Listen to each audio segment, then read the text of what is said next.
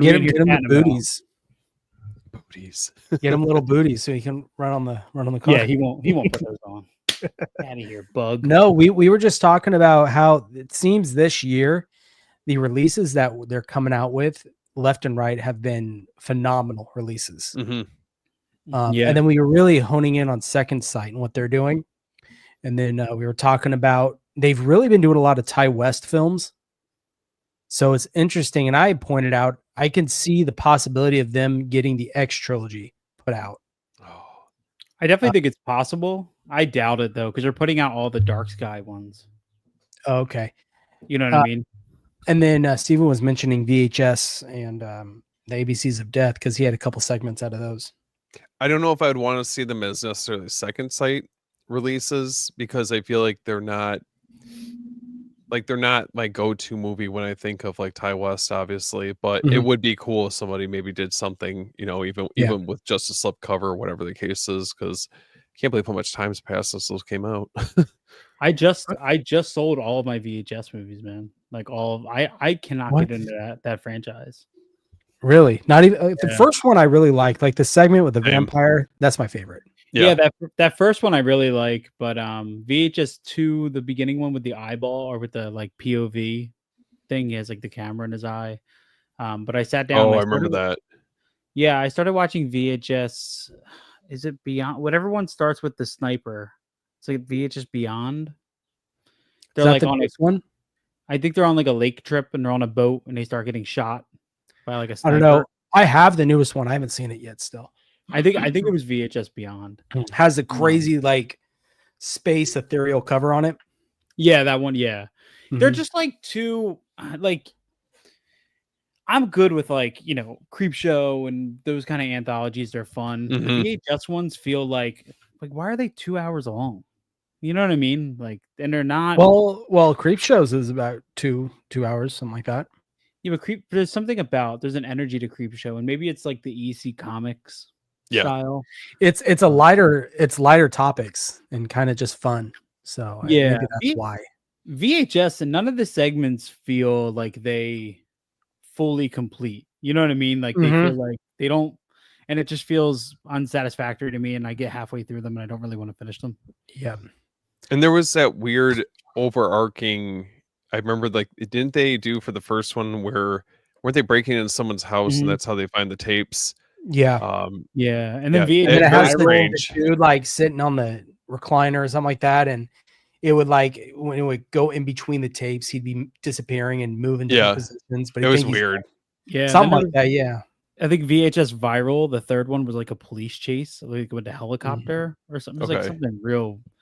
I like ABCs of Death. I own both of those, and I might watch those every couple of years, but I think they're a lot of fun because they're so short. You know what I mean? They're like 3 to 5 minutes. Yep. Yes, I want to address this Criterion sale, dude. It's funny. While I was at work, I went on my Barnes and Noble app, which, by the way, I hate their app. Their app is the worst. Sucks. No good, dude. It like lags and like freeze up and crash. But I was able to log in and put everything I want in the cart. Without the Criterion sale, if it's full price, all the stuff. It's not like I'm going to get all these in July. Like, there's no way. Yeah. But if I'm paying full price of everything that I want, I think it was like $1,200, something ridiculous.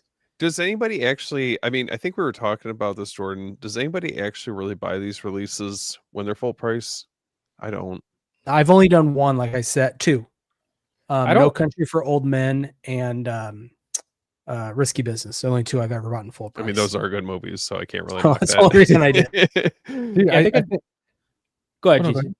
I was gonna say, I think that they're so it's a good strategy what they do, right? It's a sales tactic because I'm sure their days of making money are like 2-3 times a year because of the 50%, and it's like that whole like reverse psychology where like, oh, the Blu-rays are $50 or the 4Ks are $50, of course, and they're on sale, but I'm sure they always planned to sell them at that. Hey, you know what? It works on me.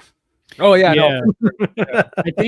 I think the most expensive one I bought was a Nora. That was 30% off. Okay, that's going to be on my list. I am getting in July. for sure. I waited on No Country for Old Men. That's on my list. Sorcerer, which came out Oh, let's go. Yep. That's the one I'm waiting for. Barry Lyndon. I'm going to pick that one up too. There was I know my wife loves the Criterion Closet videos, and there was one with Winona Ryder. There was a movie called Afterlife that she wants, but I refuse to buy them like online or on the app. I have to find them in store. If I don't find it in store, I'm not getting it. Yep. I'm the same way. And I'll go to like, I have two that I can bounce between. I have one in Defford and one in Marlton. So like I'll go to one at one point in the month, and then I'll go to the other, and then I'll usually visit them twice, like throughout each twice. So 4 times I'll stop and just get like 1 or 2, 3 titles, depending on also like what my wife wants. What I'll usually do is I'll go online and I'll look, and if it's in stock in store, I'll say, hold it. And then I'll get to the store and I'll look, and if I see it on the shelf, I'll grab it. I'll do that on day one for like 2, like Sorcerer and No Country for Old Men. I'll probably do that on day 1, but then I'll buy more when I show up to pick those up. Exactly. Yeah. Let's see. Any thoughts of digitizing your collection? I have, but that's over my head. I've talked to you, Steven, about that. Remember, I was telling you about getting the little server. What's that server called? A Plex server. Okay. Yeah. I was looking at that before, and dude, it's pretty cheap, and you'll be set for like the next 10, 15 years. Okay. Honestly, with like 4, if you get like 6 terabytes or something. And I mean, let's say like each movie so much is storage. Like, dude, it's insane. You can use it for everything, man. Especially since you're already making videos and stuff, you can store all your backup, all your stuff in there. I watched a video on doing it, and you have to buy like something to house your own server to run it. And I was like, dude, someone's have to build like this for me. I can't figure this out. Like mining Bitcoin. That's how it feels. Yeah, dude, I'll walk you through it, man. Like that's part of my background. So like, I'll be happy to like. Cool. We'll need to do it on the cheap. When you do that, clearly you're digitizing the disc, so everything that's on the disc is part of it, right? Or is it just? That's what I was wondering too. Like, do you get the special features? Is the menu there? Like, how does that work? So it depends, right? Because normally you'll pop in the disc, and then you have the option, because each disc is encrypted. So use the software where it kind of decrypts the signal, and then it shows you like where you could even export like subtitles, all that stuff. As far as for the menu, I'm not sure how to that extent it works, but I do know that pretty much anything that's video related, subtitles on there, images, you're able to export and put into like Plex and set up the whole poster and all that stuff yourself. And it's pretty straightforward, because the process is like you buy like this little box, right? It's like a little black box like this. You have let's say like 4 to 6 hard drives in there, and it's pretty straightforward. Like you use the app to configure it. So you set it up essentially for if one of the hard drives fails or something, it uses other ones for backup purposes until you could replace it. But yeah, once you have that connected to your network, it's pretty much just set it and forget it. You never have to do anything. You can set updates automatically. And then whenever you back up your discs, you just pop them into your little Bluray drive and, export them on your computer and just drag and drop them onto your... Now, can you do it with 4Ks? Because I do have some 4Ks, only 4K. I don't have a Blu-ray disc. So I haven't seen a video on that. I'm pretty positive that you can, because it would essentially be, the same thing. It's just bigger storage, but not that can read it at least. Yeah, like the thing, the readers are expensive. Like everything else, like the storage and all that stuff is cheap, but it's like getting like the actual reader to plug into your computer that could be a little pricey. Okay. Can you so once I have it on the server, if I go on vacation somewhere and I'm in a hotel room? Oh yeah, dude, can I pop it up? You could do it on your phone. That's kind of cool, actually. Dude, it literally your own Netflix. You could customize it to the point where when you boot it up, it could say the Movie Den on there and have your own logo and stuff. And it's literally your personal Netflix, dude. And it's incredible. Like I always tell people that I highly recommend it, because for one, obviously you can't travel with physical media around unless you take like a little portable. You want to make a bet? CRT TV. Yeah, but this is over here with like flight road cases with all this. Yeah, with GC, I'm not beneath that. You want to see my Severin collection? I brought it. He's on the beach with the portable Blu-ray player. Mhm. Dude, Oh, but man. yeah, I mean, I highly recommend it, dude, because also, obviously, it preserves the life of your discs. Unless you're touching them, you're using them, That's true. and it's more of like preserving in your library, and you can share it with friends. You can share passwords without getting in trouble. That's cool. Hell yeah. I think that would be really cool if you could like let's say, Steve owns a version of a movie I don't, and there's a bonus feature that I don't, and it's out of print, and he could share with me, this feature that's on the disc, and I can just watch it like digitally. I think that's cool. It seems like there's a lot of possibilities with what you can do with that Well, option. speaking of preserving physical media and not handling it, I got to call Scream Factory out because I bought this, right? Oh. The Steelbook, The Return of the Living Dead, right? The discs all had fingerprints all on the underside of them. What? Yeah. Somebody mentioned that in another video? Or was I did when I opened it. I was unboxing, I opened it, and picked the disc out, and there's fingerprints under there. And they got a little handsy. They were like, "Is this that guy that was talking shit?" Let me just put my phone. They're like, I'm gonna put my balls on your drum. I'm gonna stick with this. Hopefully this is fingerprint free. Yeah, I don't know if I've never found fingerprints on anything. Well, they had, what was it, the off gassing that they had in the cases for a while? Is that still a thing? Yeah, because I found it in something when I got the burning 4K for our podcast. Okay. I'm just saying, I didn't see the whole thing. That doesn't happen to Steelbooks. Well, I mean, just saying mine. Also Yeah, I don't. On the bottom. Yeah. You know what, Jordan? If you were you know what I would do if I were you, man? I would take that disc, take it to your local FBI agency, have them run the prints, get you an identity, and then you can go to that person, call them out directly. It's 2025. It's possible now. Yeah, now I have a camera on my phone at all times. Just go to Instagram Live and approach him. Dude, imagine it's your wife the whole time. She's like messing with you. She's like, I told you not to order more things. Like, just if she can do that with it still sealed, I will be impressed. So hold on. How is the Steelbook though? Dude, it's pretty I have to say, I can't decide if I like this or the Tarman one more. I know I'm on the fence. But this is pretty nice. If you're gonna do 2 zombies from Return of the Living Dead, those are the 2 to do. Yeah. Yep. So that's nice. See, that's why I like that one a tad bit more, just because it's one overarching picture. Well, isn't the Tarman one? I gotta go. The Tarman one is. I think it's the top of the can, and then it's the bottom of it's like the lid. Isn't it? The back is the bottom side of the lid, and the front is the top half of the lid. Yeah, I don't know. Let's see. Got Google. What's up, dude? What's up, Eli? What's up, dude? Let me what am I looking for? The Steelbook, the Tarman one. Oh, that's tough. It's the shot of him in the. Oh no, wait, it might not be one consistent picture, Jordan. No, it's not. It's him on the top. So it's a broken glass on the top, and then the back is the front of the canister that says "Property Department of the Army. Do not open." Man, that's tough. Yeah, they're both really cool in their own right. I feel like. I mean, as a non-biased steelbook collector, like not steelbook collector, I would definitely go with the one you have. I mean, the Tarman one is cool, but I don't know. They're both equally cool. Damn it! Too many options. I have a giant. The next one's gonna have Linnea Quigley on it. I had her dancing. I had somebody in my store who was like I don't know, like I guess he was a horror fan.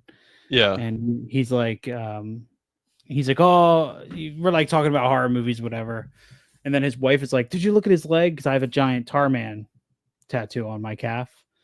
And he's like, he looks at my leg and he's like, he's young. What does he know about that? And he's like, that's that girl from and I was like, Return of the Living Dead. And he's like, yeah. What's her name? I was like, Trash. He's like, yeah, that's who that is. I'm like, oh, but I know nothing about it. I'm too young for that, so Man, that, all right. People will talk their shit. I swear. I only watch Smile and Megan 2.0. Get out of here. Yeah. Well, he had like Freddy tattooed on his arm. He had Jason. He had Reagan. I said Regan. Reagan. He had like the typical like when you walk into a tattoo shop and you're like, give me a horror sleeve. They're like, I got you. The usual Freddy, Jason, and Michael, the big three. They're like, I'm not gonna lie. I've been looking at Michael Myers tattoos and thinking about it. Do it, Jordan. Join us, dude. Just get a shadow. Join us. Yeah, like the silhouette. No, there was a couple I was looking at that I was like, oh, that's pretty sweet. So man, Eli's committed. He's got both steelbooks. I want to ask you guys, and just because we brought up that topic about Freddy and Jason and stuff, did you guys ever hear the full story? I'm sure you did, man. But behind the like when Freddy and Jason, like there was an alternative ending when they show up in hell, and Pinhead is standing there, and he's like, I forget what he says. He says something to them, like I guess they turn around or something. Dude, I just saw that in some special feature, and I thought it was so damn cool. Here, you have to read this, GC. Hold on. Wait, this was supposed to be in what? Freddy versus Jason?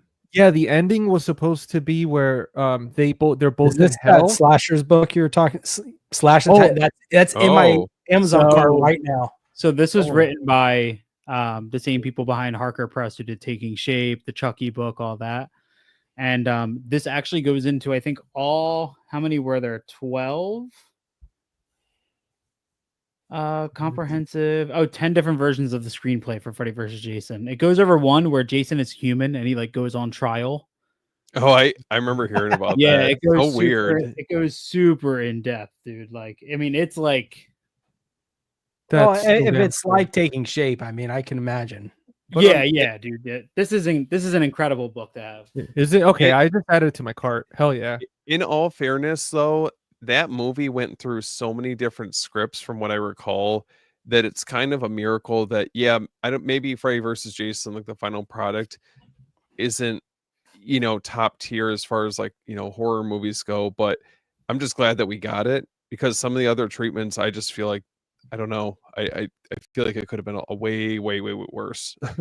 Yeah, they went through 10 major like scripts, and they're like of the wide variety. And it's actually funny because the final script is actually kind of combines some of them a little bit, kind of unknowing. Like Swift and Shannon, I think, only read one of the other ones, so just naturally, kind of some ideas kind of floated into the final script just from like lack of ideas. So it's interesting. It's an interesting book. It's a little like, it's more of like a research book. Like you're not going to, I read it cover to cover, but I had to go back and kind of like revisit some over time to kind of remember the details. It's a lot, dude. It's a whole lot, but it's so interesting to like those books, like Taking Shape, they're overwhelmingly informative. Yeah. Like, so dude, like I remember when I think it's called Reign of Chucky, is like they did Reign of Chucky, and then they did something of they did House of Rejects, which goes through the Firefly trilogy, and you really have to take your time with them, dude. Speaking of which, I don't mean to get off topic, but did you guys see that Lionsgate is supposed to be releasing The Devil's Rejects? I think on, was it 4K? Really? I didn't hear this. Pretty sure. Hold on. I don't want to be like misspeaking here, but I swear I saw that earlier. Well, while you look at that, talking about new stuff that got announced, they're bringing out The Mask on Bluray steelbook. Yeah, we just watched The Mask last night, my wife and I. Wait, it's a Blu-ray? That's it? It's not a 4K? Mm-hmm. It's ridiculous. If you're gonna do it, make it a 4K. Yeah. But I don't know the rights and everything. Did we talk about new stuff we've bought? Or are we not there yet? We haven't got there yet, but I had said earlier I have one. I'm gonna have to go through mine pretty quickly. So, Chris, I did order something from Deaf Crocodile, my first purchase. Dude, I got the where is it? I got the Tragedy of Man. Oh, dude, I just ordered that the other day. They had it on sale at Diabolic, so Yeah. I just took advantage, dude. I was like, hell yeah, dude, they're super cheap. Like I think even on Deaf Crocodile, I ordered direct from Deaf Crocodile, and I think it was like $36. So I got it for 33, $33.99, and then did you read the plot? Yeah, dude, 167 minutes long, dude, and the fact that it goes through like different phases and like time and human history, like I thought it was so damn cool, like different animations and stuff. Yeah, because I got that. I just got word today that my I just got a notification from Severin that my Cliff Twemlow box set shipped. So that's coming. From the movie room, my second site release of The Nice Guys, which is like my most anticipated thing ever. That's coming. Still waiting for mine to ship. That's coming tomorrow. Something else shipped too. Oh, I didn't watch your new video, Jordan, because I don't want to see the French Extremity set because it's on the way. I didn't go over it like individually. I just kind of like, oh, here's the box. All right, moving on. I'm going to be doing a review of it. Sorry? Does each title have a slip? No. Okay. All right. I didn't know. I just sent it over to you guys. Let's talk about this, and then we can show what we picked up. Oh. It's on the Never Ending Story Steelbook from Imprint. I haven't really looked at it, to be honest. That does give hope, though, for the keep, like for them to release the individual with the documentary and all that stuff. Because if they did that finally after a year, that'd be kind of cool. If they, I don't know, the keep just kind of has a sour taste in my mouth at this point. Can I just say, while Jake is here, that genuinely, like from one creator to another, I have never been more calmed by videos than his videos of him putting stuff away. Isn't it nice? Just like he has like a stack of like 200. All right, guys, let's go ahead and put these all away. Yeah, keep making those, man. I genuinely fun. Every time I go on YouTube and there's not a new video of that or the roundup, I'm like a little upset. I'm like, damn, come on. I always love opening my Instagram and seeing his face over his boxes. Dude, it's like a friend. It's like a friend that like I don't know. It's weird. It's like every time his video or like something of his pops up, it feels like a friend, like a long best friend. You know what I mean? I'm like, there he is. I'm like, there he is. It's him and Elliot. Dude, Elliot. So the new style of videos that I've been doing on YouTube were heavily inspired by Elliot.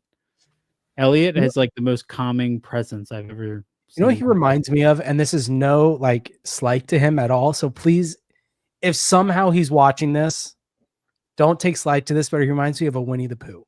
Just a very calm, just a lovable guy. That's how I feel. I feel that. That. I can actually, he's one of the few creators that I can watch and listen, talk about movies I'm not interested in. And make you interested? Like he'll talk about movies from, the 30s, 40s, 50s, and I'm so engaged. And I'm like, I'm never going to watch these movies, but I know what you're, I know what you're throwing down. You can imagine though, and I mean, GC probably more like every time Jake says he doesn't like the books, I get a little bit like, damn. maybe next time. We're like opposites, like fire and ice. I'm like, read your booklets. Jake's like, stop putting books in your physical media releases, please. he's like, polish your steel books. He likes that. I think he likes the video essays more. Yeah. Which I clearly admire both. Jake, he reminds me of the Bob Ross of steelbooks. Like he's like, it's true, dude. It's like he's like, I have this channel on my Samsung. It's like the Bob Ross channel, and every time I turn on the TV for the dogs, and he's just on there, he's like, "All right, we're gonna paint this tree," and I just get so sucked into it. And that's what it is with Jake. When he shows up on my feed, I'm like, I don't know what he's doing. Look at that smile. He takes the American Psycho slip. Oh, look at that. A happy little smile. I love when he does that, man. Yeah, he switches them. He's like, today we're going to switch them. And I'm like, switch them.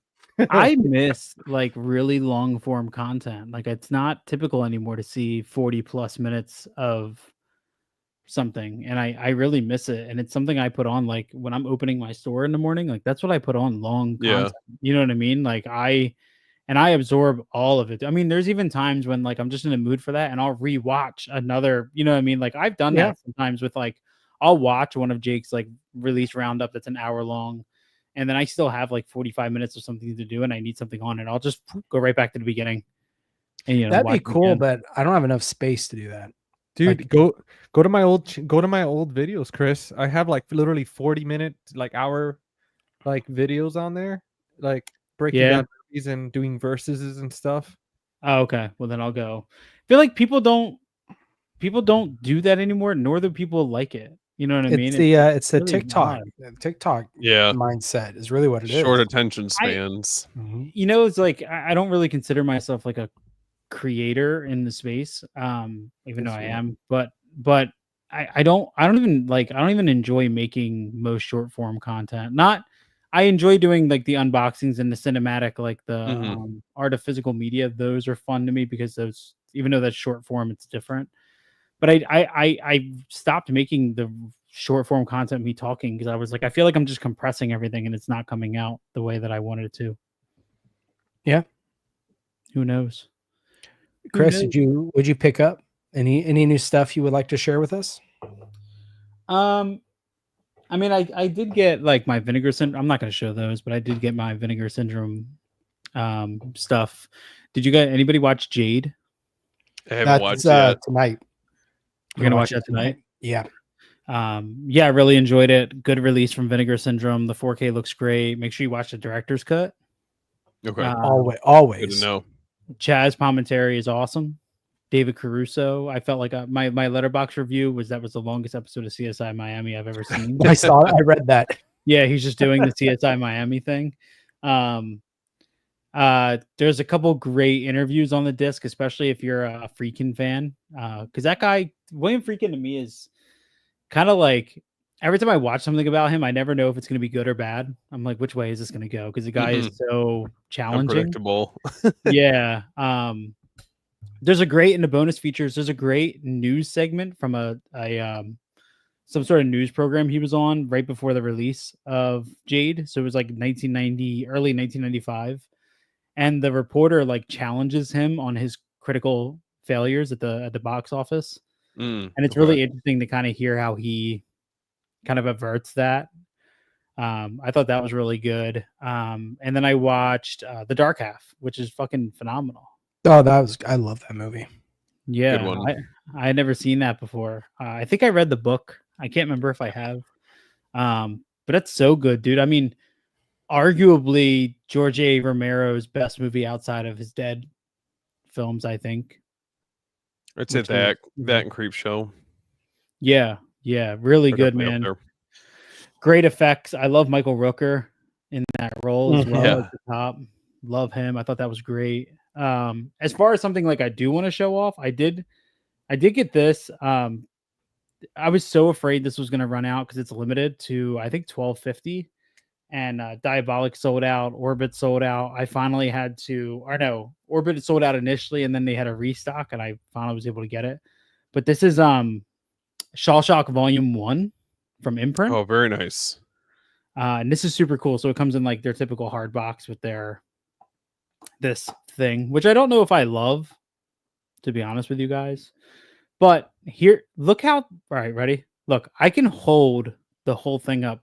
This is how tight the cases are in here. Nice and secure. So, well, hold on. Ready? You can see. Watch, look. What's up, Chris? Thanks, Chris. Dude, I can't get this out. Look. Hey, at least it's secure more. Holy hell. I heard that pop at the end. I know. Yeah, fully loaded. Yeah, man. This so far I've watched The Oily Maniac, which this is from the late 60s. Dude, it's basically Toxic Avenger, except he turns into oil. And my favorite part about it is that he turns in order to get places quick, he turns into like an oil slick and then flies to where he's got to go. What the hell? It's really good. No, seriously, dude, like I had so much fun with it. It's like you can't take it. It's like Shaw, because it's like Shaw Brothers action. It's like that early or that late 60s kung fu, mixed with like this weird little horror movie. So that's the only one I've watched so far. I still have to watch The Seeding of a Ghost, and this has a big claim in the back. It says one of Hong Kong's goriest films ever made. Okay.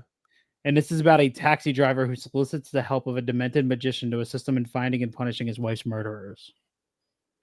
So Sweet. we'll see how that goes. And then we have the aptly titled Sex Beyond the Grave, which on the back here it says an unspeakable act of cruelty sets the stage for horror.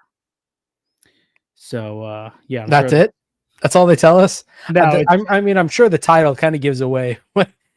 It says I don't know what's going on. It says a defiled and betrayed beauty haunts her persecutors from the Tao Tao mansion, bringing terror and death to nearly every room. So it's like The Crow, but the Shaw Brothers. Yeah. So I'm very stoked about this. I hope they do more of these. Because I know I've only watched one so far, but Hong Kong horror or like Hong Kong cinema has become a kind of a favorite of mine because it's just how fucking bonkers it is all the time. Like it just goes for gusto. I mean, like somebody sat down and was like, all right, this guy's going to turn into oil. Look, there you go. Oily maniac. How was Sex Beyond the Grave, Brent? Big recommendation. Oily maniac is so fun. That name is what cracks me up. Dude, that's what he calls himself. Like at the end when I'm the oily maniac. At the end when he's like when he reveals his identity to who he's going after, he literally says, I am the oily maniac. I could just see like you see the old Scooby-Doo cartoons. Who's under the mask? Wait, I have to wait. It's just oil. So there is a subplot to this movie about the main character works for this really like seedy lawyer, right? So this lawyer, a young woman comes in to see the lawyer because she's a big pop star, like a big singer, and she got a breast operation done, and one of her breasts died. Right, so it died. So she wants to sue the doctor who did it. So she goes into the office and she's like, "I want to sue for $150,000," and he's like, "You'll never get that." And she's like, "Well, then I'll sue for 10,000." And he's like, "Well, 50% is my commission." And she's like, "Okay, I'll settle for 5,000. That'll get my breast fixed." And then it cuts to the doctor. The doctor, terrible negotiation. Yeah. So it cuts to the doctor who botched the surgery showing up to the lawyer's office, and the doctor's like, "How do I settle this like without going to court?" And the guy's like, "Well, you're gonna have to pay $150,000." And she's like, "Okay." So she cuts him a check for $150,000. He pockets 145 of it and gives the girl that needs to do breast 5,000. Wow. Jeez. That's an actual scene in the Oily Maniac. That's incredible. Wow. Anything else you got? I still have to watch. I kind of have like a watch. I picked up Vice Squad from Kino Lorber. I still have to watch it though. Hell it's yeah. over in my watch file. That's really about it. I still have to watch Enter the Void. That's still on my Which one are you watching? The director's cut or the US release? When the hell do you ever watch any cut over the director's cut, dude? I need to see the full peen, bro. The first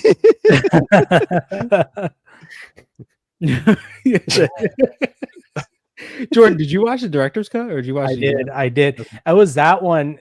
I think it's only like 10-15 minutes longer, isn't it? Yeah, it's not drastically longer. I know GC, you were talking about that's one of that I think that packaging is one of my favorite of all time from Vinegar Syndrome. Yeah. Oh, absolutely. Hands so down. Nice. Even kind other of the holographic coloring it's got. I mean, even on the actual case itself. Oh, yeah. It gets better. Like it's like one of those Russian dolls. It like gets better the more you. It's like I couldn't believe it. The box is great. You pull out the slipcover, you're like, whoa, and then you pull out the booklet, and you're like, whoa. Every page is a different color. Yeah. Did you guys ever get the Arrow release before? Like, did anyone have it before this one? Glad I never got it. But it's so funny when this got announced. Damn. The amount of Arrow Enter the Voids on eBay was insane, and the price of them just plummeted. I mean, you can get them $60, $60 to $80. Yeah. I do want to say, I know Vinegar Syndrome's not watching, but it's a pain in the ass that they put in their booklets. They put like the various colored pages they'll have black text on a dark blue page. You're like, what the I can't even read this. Like, are you colorblind? I'm not colorblind, but I'm sitting there trying to read. I have we have a chair in the corner of our living room that it's like next to the window. And I had to like go like this because the text and the page were like the same color. What's up, man? What's up, dude? It's such a minor complaint, but it's one that I have. I picked up. Are you done? Yeah, I'm done. Okay. I've been really kind of going back and forth on their Shudder label because some of their Shudder titles have been kind of stinkers. Yeah. The past few they did, but this one I was excited about and I heard great things about. So I got Destroy All Neighbors. That looks nice. And I love this slip cover. It's just really cool. So I had to pick up that. This one was a double dip for me. I have the 88 films release, but I couldn't pass that one out. Oh, I was like, what is it? That's sick. Yeah, I I love this slip cover. I think it's better than the original one they came out with. I like that they're giving these movies at least a second lease. Like if you had you missed out on your first opportunity to get some of them, you're getting them with a different slip cover. It gives you kind of an incentive to get out there and pick it up. I still want I wish they would send me a misspelling Paul Verhoeven Showgirl slip. I just want that. Picked up The Golden Child. I did not like this movie. So what were your gripes with it? I've never seen it, and I was debating on picking it up. It was boring to me. Really? It just was not Eddie Murphy. I was expecting an Eddie Murphy kind of. I get it. There's some thriller horror aspects later on in the movie, but it wasn't. I mean, there were parts I kind of chuckled, but it just the storyline I wasn't a fan of it. I don't know. It just didn't flow well for me. Okay. I don't know. Somebody said it's like Escape from New York. I've never seen that. What? I mean, I don't think that. Somebody related it. Oh no, or Big Trouble in Little China. Yeah, that's the one. I think that's. I was gonna say, I can see that, but I'd rather watch Big Trouble in Little China than this any day. Not to get sidetracked, but for most of you guys have at least gotten some of the VSU titles, right? Yeah, I think I have one. I've got that. This would be my fourth. Where are you guys at on it so far? I mean, I feel like we're a handful of titles in. Are you guys enjoying like the titles that they're picking out or putting out so far? I mean, I like this one included, I guess. Okay. I thought Congo. I liked Congo. I liked that movie when I was younger.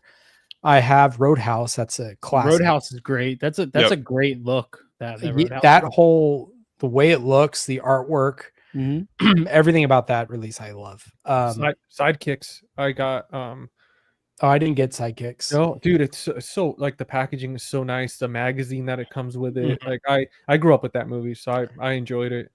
I got Virtuosity. I have to admit I still haven't watched it. I've seen it, but I'm curious on what I think about it because the effects in that movie I know won't hold up very well. It's like their VSU was like their mainstream line almost. Yeah. They're except except what? No. Yo, stop talking the same time I do, bro. Go ahead, man. Go ahead. Yeah. Now I'm just except this.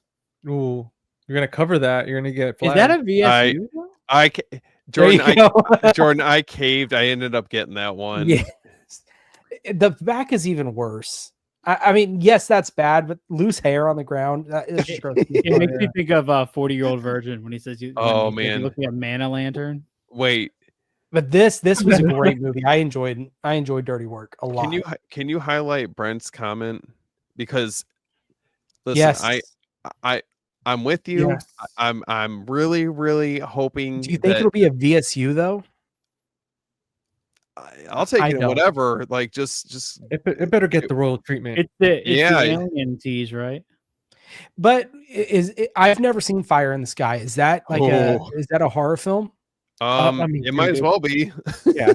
Well, that's the only reason why I don't think it'll be a VSU. Chris, have you seen it? They're teasing aliens, right? Yeah, alien invasion or something like that. I think it's going to be Spaceballs. I think it's going to be Indiana Jones VSU. Kingdom of the Crystal Skull, VSU. Dude, get the fuck out of here. It's going to be Spaceballs. Get out of here. Yes, I've seen Fire in the Sky. Yeah, that I would pick that up. That's like immediate, like the second it comes out. Yep. I got The Dark Half. Oh yeah, dude. I love. You know what? When I was making a video and I didn't even have my mic on, so I lost it all. But that Dark Half, I love the spot gloss on the sparrow's eyes on the back. Yep. Well, I think I love this slipcover too. Yeah. Yeah. I'll go quick through the rest. Jade. Essential. Not a lot of people talked about this one. Let's Scare Jessica to Death. I still want to get that one. I loved this. I thought this movie was great. Is it something that I would like? Yeah, it's basically it was inspired by Turn of the Screw. Okay. This woman gets out of a mental asylum, and her and a bunch of her husband and some other guy, they buy this house. Well, there ends up being a squatter at the house, which they oddly enough end up befriending and let them kind of weird. Let her stay. Yeah. And then just weird stuff starts happening. There was a family that lived there where this woman drowned. And so Jessica, the main character, starts hearing and seeing things, but you don't know, is she really seeing these things or is she still crazy? And the ending's wild. Yeah, I love the color of that, the pink. Yeah. And then Into the Void. Oh yeah. Nice. That's my Vinegar Syndrome stuff, but I got more stuff. So just buckle up, guys. It's gonna take a bit. Return of the Living Dead. Okay. Don't rush too fast. I want to enjoy it. Yeah. Did I show this one right here? Pick that up. Ooh. It's a big box set. It looks heavy. We did a video of this, talked about Uncle Sam. This came in today. This isn't the UK release. I found this pretty cheap, but this is the 4K for Witness. This is the US limited edition. Yes, Amish Harrison Ford. Under the Shadow, second sight release. Nice. Under the Shadow. What's that? It's is it like a Pakistani film or something like that? I thought it was like an action movie, like a samurai. 1988, Tehran something attempts to rejoin medical school. Rejoin medical school are thwarted as a consequence of her politically active history. Her husband is sent off to serve in the Iran-Iraq war, while Iraqi air raids draw perilously close to their own. Close in their own apartment. All neighbors and friends flee from the city. In chaos, she is left alone with her daughter, Dorsa, who becomes increasingly ill and seemingly disturbed. I don't know how to say these names. Shida initially dismisses her tantrums over a missing doll, but is soon terrified that they've been targeted by a jinn, a malevolent spirit that from those and seek to possess. Yeah. Dude, that's pretty cool because that's pretty much like the Wishmaster type situation. Ooh. Yeah, I just got. Oh, sorry. I just got off somebody Crimes of the Future from Second Sight for really cheap. I'm hoping that I like that movie again because I didn't like that the first time I saw it. The remake or the old one? No, the remake. Oh, the old one. I think you can only that one I've only ever seen on what was it? The Brood through Criterion. They have that in the special features. The original, like the full movie. Mm-hmm. Damn, that's cool. Yeah. Peter Pan. Oh, dude, how is it? Have you seen it? Oh, that's not yet. It's on my list. The trailers look really, really good. So, are you gonna collect like the whole series? As good as it can be? I'd like to. I'm still looking for the first Winnie the Pooh, Blood and Honey. Yeah, one day when Jordan has to pay $4,000 for that. Oh no. Yeah, the cheapest I found it was $250, and I couldn't even do that. Jeez, man. Wake and Fright. And which I didn't know this came like this. Yeah, so Lionsgate Limited. Yep. Dude, I love that picture you took, man. Like it looked really nice when you put the whole stack. That was pretty cool. Yeah, I'm gonna need y'all to stop taking such cool pictures. Trying to steal. You've inspired me. Yeah, Chris. I'll start. Man. I'll just get I'll get a one of those Kodak disposable camera ones now. You need plants, bro. Chris, it reminds me of that Willem Dafoe meme where I'm something of a scientist myself. I feel like a photographer. Yeah. I'll show this one quick because I know Chris is waiting for his to come in. But the New Extremity Collection Volume 1. Chris, Which I'm hoping. What's that? I should have that this week, like in 2 days. Nice. I do know Umbrella. They announced there's a Volume 2 of a most recent collection. So hopefully it's a Volume 2 of this. But I don't. God damn it! I'm broke. Color Out of Space. Yes, dude. Very Have you nice. seen it yet? No, this one I bought with this right here, The Dentist. Yes. Let's go, man. Dude, I feel like I'm watching a championship game or something. Like I'm like, come on, keep going. The Waves of Oh, Madness. what's that? This one, it's sold out, unfortunately. But the whole movie is like this rescue mission, but it's all side-scrolling. The entire movie. It's a side-scroll movie. So I thought it was cool. Jordan was like, "Yeah, sorry, man, you guys can't buy this. Sorry." It is. I was gonna link it in my description. I was like, "Are you kidding me?" He's like, Yeah. "It's so I'll bring it back. Sorry." Sorry. The shoestring slashers. Yeah, Oh, mine's come on on, the way. guys. This showed up today from the movie room. Ooh. Lethal Weapon. I know Brian just got his too. He Also. just posted it. Ooh. That's cool. Oh, it Wait, does so- have that over it. Wow. So that one Yeah. is what the overseas release because they had the steelbook, right? Yeah, this is a UK one. Okay. So it's got the Okay. steelbook and it's the Man. same. It's just literally like their other Warner Brother UK stuff. Okay. This came in from Orbit Swallow. Oh. Have you guys ever seen that one? Yeah, not the girl who literally can't stop swallowing things. Yeah. That's like the What? plot. Yeah. That's literally the she's plot. like anyways, The Carpenter. I keep hearing about this movie. Oh, hell yeah. So Wing I'm Salad. finally picked it up. That one was on sale too for that vinegar syndrome thing in May, I think. Oh, really? Did you guys get it? missed out on- I got mine from Orbit. The rest of the stuff is just Orbit stuff. Okay. I got this really cheap. Crossroads. If you guys have seen that movie. Oh, I thought that was a Britney Nice. Spears one, dude. No. Everyone does. No. Bro, I love This that movie is so good. I love this movie. Ralph Macchio, he battles the devil. Or Really? he battled not the devil, Steve I. It's supposed to be like the devil's like not right hand man, but represents him in a guitar battle at the end of the movie. What is that? A remake of Devil Went Down in Georgia?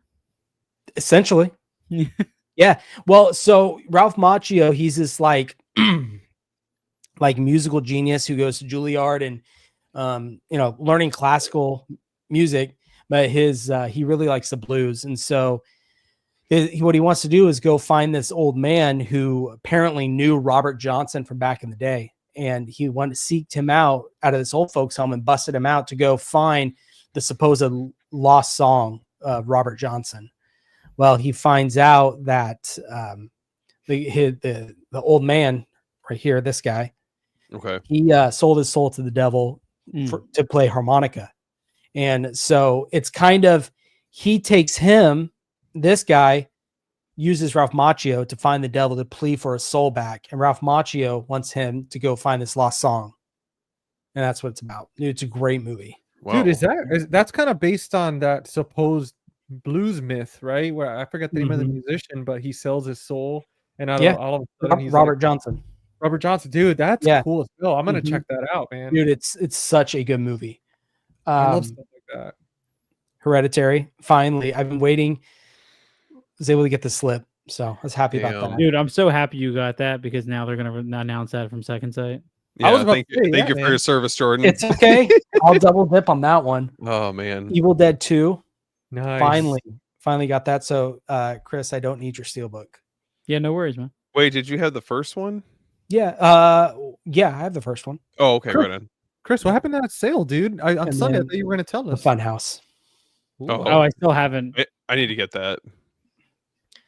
Sorry, I took up all your time. It's been all my stuff came in.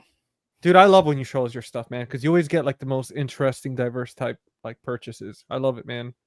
Dude, I hate I always feel. I mean, so my wife never questions what I buy, but it's always funny because weeks like this where I have How's that? What's weeks that like? weeks like this where I have because I'll be like, oh, money's a little tight, and then $100 box set shows up. I'm like, I promise you, I ordered this 4 months ago. Yes. Oh, this is cool on the Lethal Weapon box. The eyes are spot glossed. Damn, that's sick. cool. Yeah. Imagine they follow you from so- the room. Do we think before I get tempted to buy that, do we think they're going to do that for all 4 of them? That UK. I'm worried, like what Brian said. I'm worried they're going to do kind of like what they did with Nightmare on Elm Street. Yep.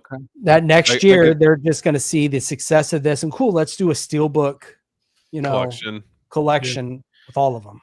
I want a steelbook of Lethal Weapon 3 with what's his name on the front? Chris Rock?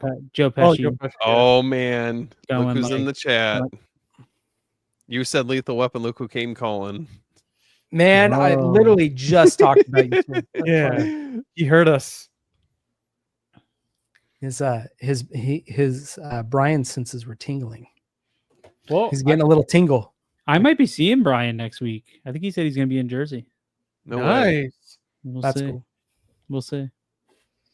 Well, I guess I could go next with my haul. It's nothing near Jordan's. It's very minuscule, Stop. but well, let's see here. Jordan's Well- also drowning in credit card debt. Jesus, don't worry about it. You know what? I'm not, thankfully. Yeah. I'm gonna I don't do that.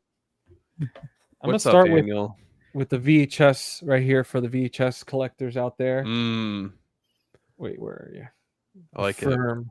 Dude, I saw a trailer for it on another VHS movie, and I was like, damn, I had to go back and get it because I was like, that movie looks really good. I miss those. The trailers before the movies. Oh yeah, man. Like I love that. Like that's one thing I would do in the Plex server. It's like set up trailers and stuff beforehand. And then I got this Vinegar Syndrome. Ooh. Yeah, it's even. Oh numbered. yeah, I've I not have even- that. Let me see here. Yeah, I got it at Facebook Marketplace for super cheap, dude. It was brand new and everything. I was so happy. I was like, yes, one of those based on true story movies. And then Jordan already showcased this bad So boy. that's what it looks like without the cover. Okay, so it is super shiny. And then Let me see the back, GC. There you go.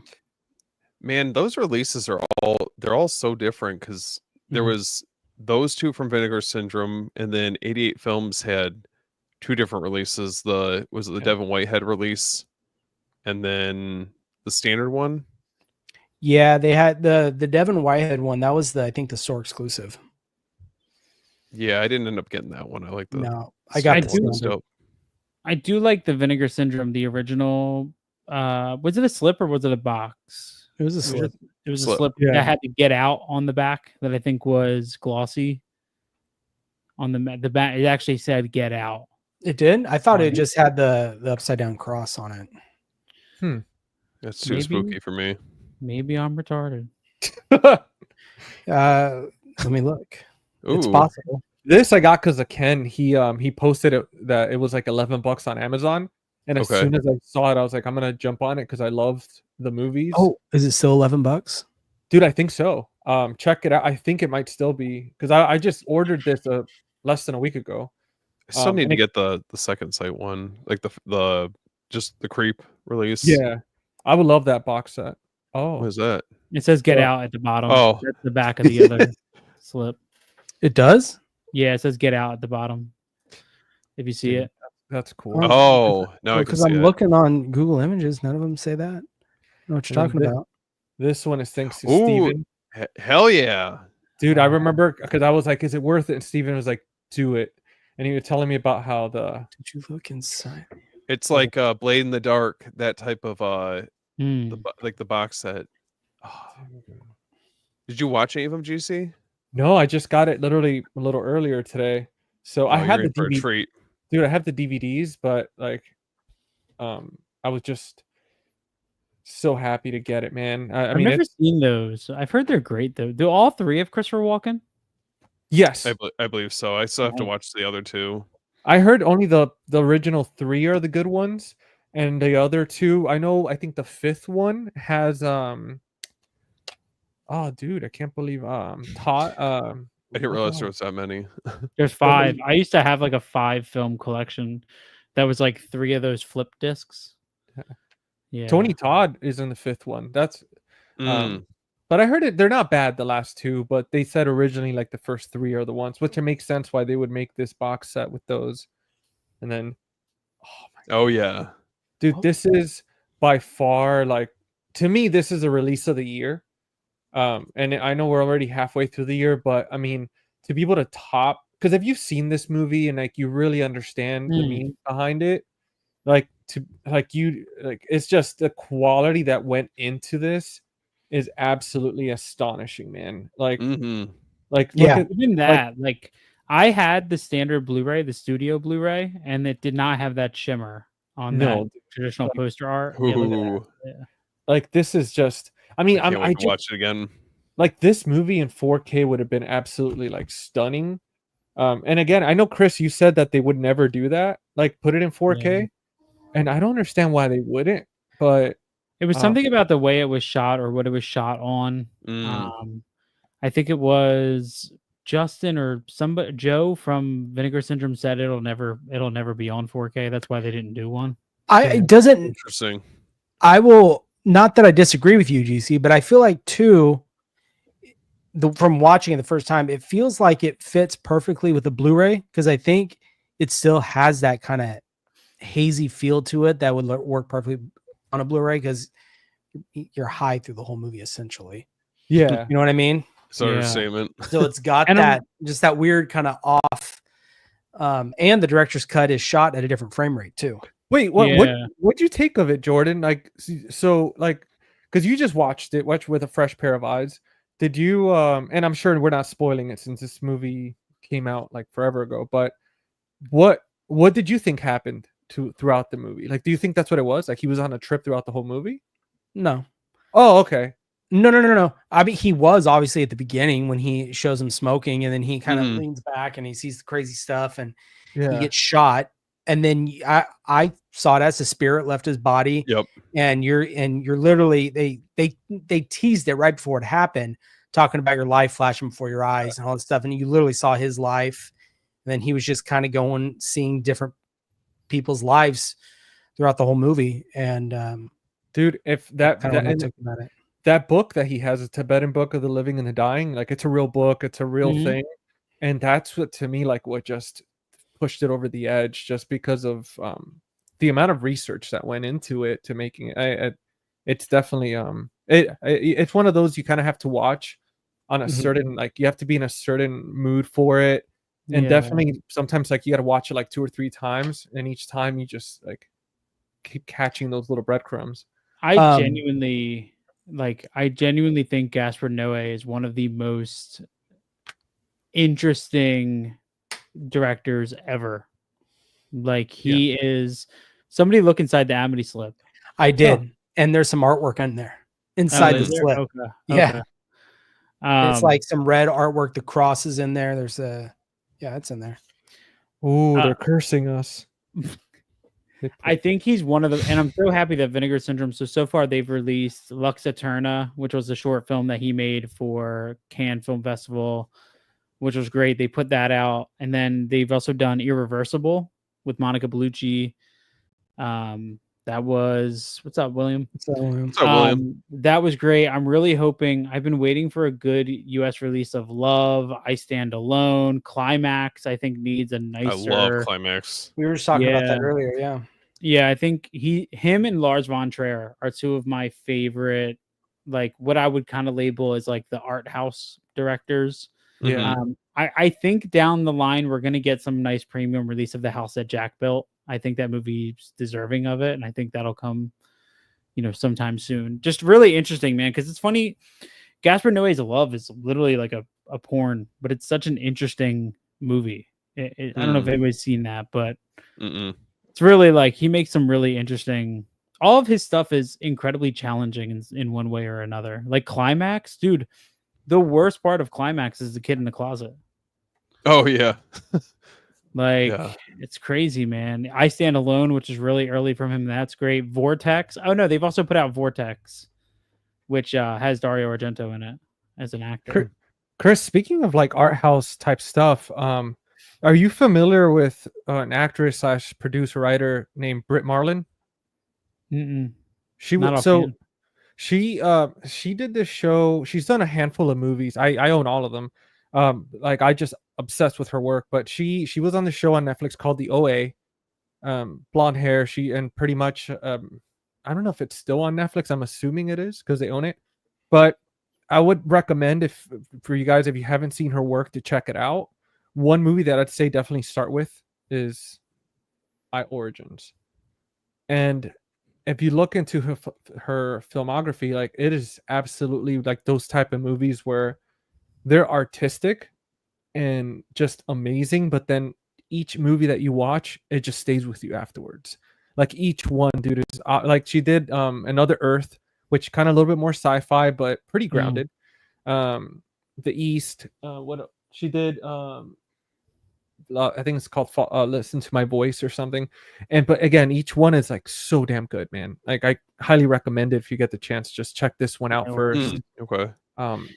Yeah, I'm very like even Nicholas Winding Refn. I feel like I hope Second Sight is putting out more of his stuff because I'm happy we're getting that Pusher trilogy, which I'm very cool. It's already ordered. I can't wait to get that. And then I'm really hoping for Neon Demon to get a release. Only God Forgives. I was just about to say that.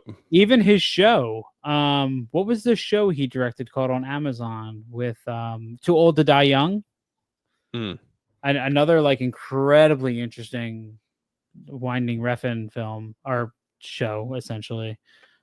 There's so much, man, that like so far from Second Sight, we've gotten Drive and we've gotten Pusher trilogy. So I'm hoping they're working on some more, just like with Ty West. I mean, I want the X trilogy from Second Sight Films. I don't want it like the Ginger Snaps trilogy where it's in one box. I want three separate. Yeah. I would gladly pay the extra. Yeah, for sure. Yeah, for sure. Have you guys, because you spoke about Amazon shows, have you by any chance seen, it's based on a short novel, but The Man on the High Castle?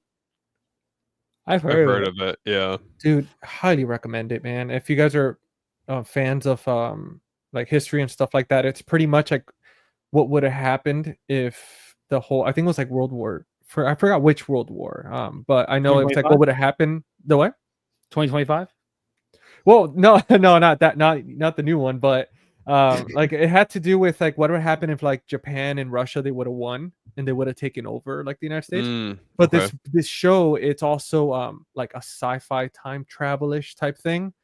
But dude, highly recommend Man on the High Castle. If you have Amazon, watch it. Like it's phenomenal. Wasn't there an Apple TV show that came out not too long ago that kind of riffed off of that topic? Yeah, it had to do with the astronauts where like Russia beat us to the moon. That's what it was. Yeah. Dude, yeah. That one's another good one. I think I don't know if they only did 2 seasons or something, but I saw the first season. I remember that. And I thought the premise for those type of shows is just amazing because it really makes you think afterwards, man. Like I love shit like that. Like it's just I'm anxiously awaiting to see what Steve got. I wonder if he got it. Oh, he's stacked over there. I got a little variety for you guys. GC, was that all your pickups? Yeah, that's it, dude. Okay. Let's see. So I'll run through this. I don't want to go crazy, but so obviously my last one to showcase this, but I was like super pumped to get Jade in the collection.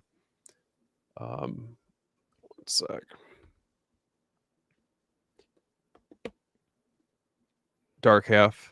It's the only one out of the Vinegar Syndrome order that I got so far that I've had a chance to watch. So this one was awesome.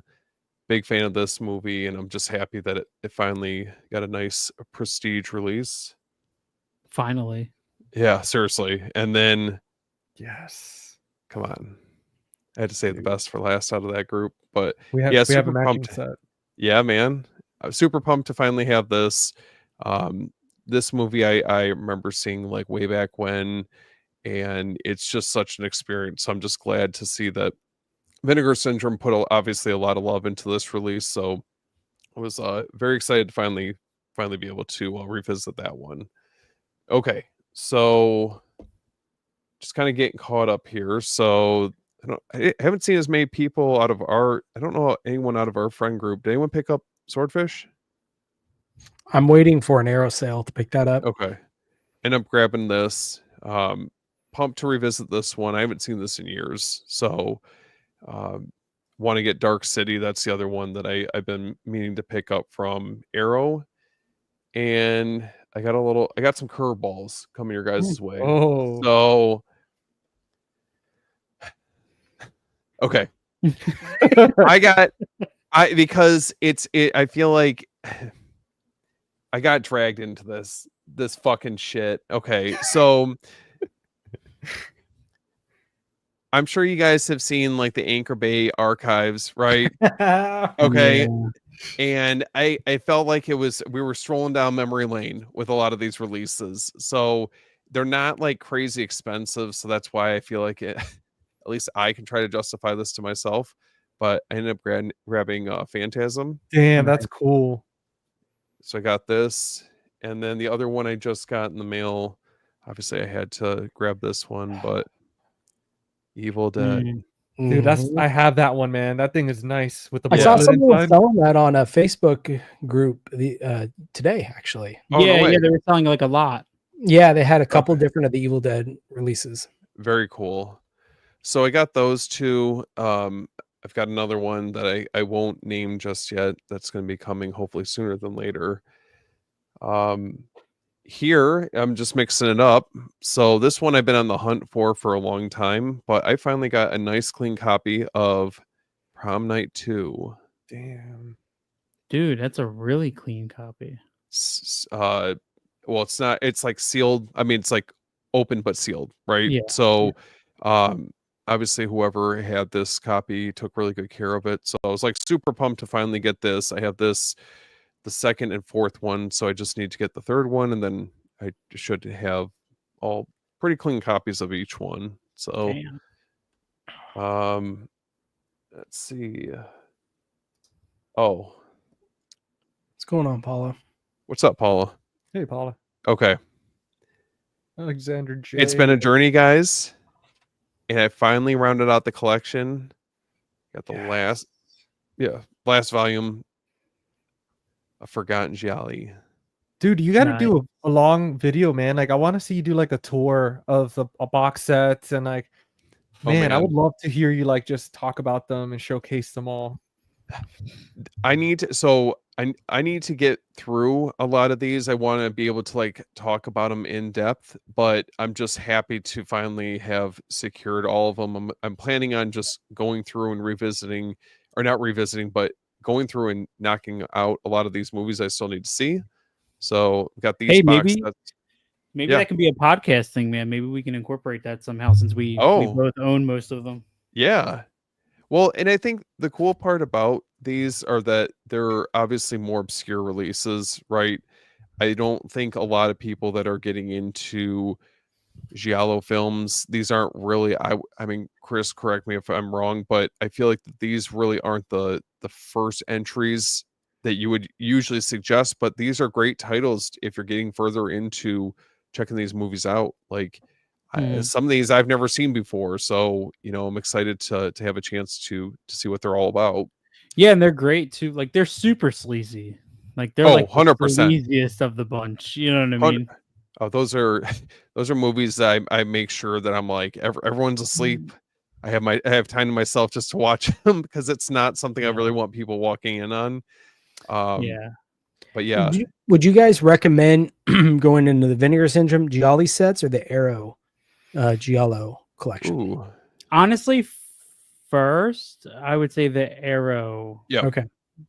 The Forgotten Gialli ones are a little bit more like deeper cut. The Arrow Giallo sets are kind of like, in my opinion, like the must sees. Okay. Mm-hmm. Like, I mean, you have Death Walks at Midnight, Death Walk on High Heels. What have they done to your daughters? All of these are part of the Arrow Giallo essentials. Honestly, I think, like, I know the title kind of sells it, but I do genuinely think Arrow nailed the essentials part of it. Yep. Like, they're you have like the really well-known giallos, which we've all heard of. Giallo essentials is like the ones you haven't heard of but are still absolute legends.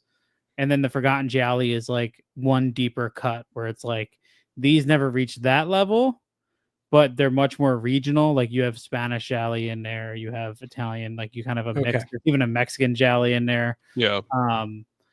And then so I would kind of go that way. I would start with the Arrow ones. I feel like there are a lot of like the greatest hits when it comes to if you're trying to get a nice, well-rounded experience getting into the genre. Each of those box set, you can't go wrong with them. But I feel like if you're getting a little bit further into like the deeper cuts, that's when I would say check out the Forgotten Gialli films. Those are, even for me, they're a little bit more obscure. And honestly, I was talking with Tanner from The King and Giallo, and he was saying that most likely with the release for each of the box sets for the movies that they recommend for Forgotten Gialli, each of those, I don't think, I mean, if you were to try to sell them on their own, I don't know how well that they would do, to be honest. But it's cool to just have a bunch of more obscure Gialli films I've never seen before. So happy to have finally rounded that out.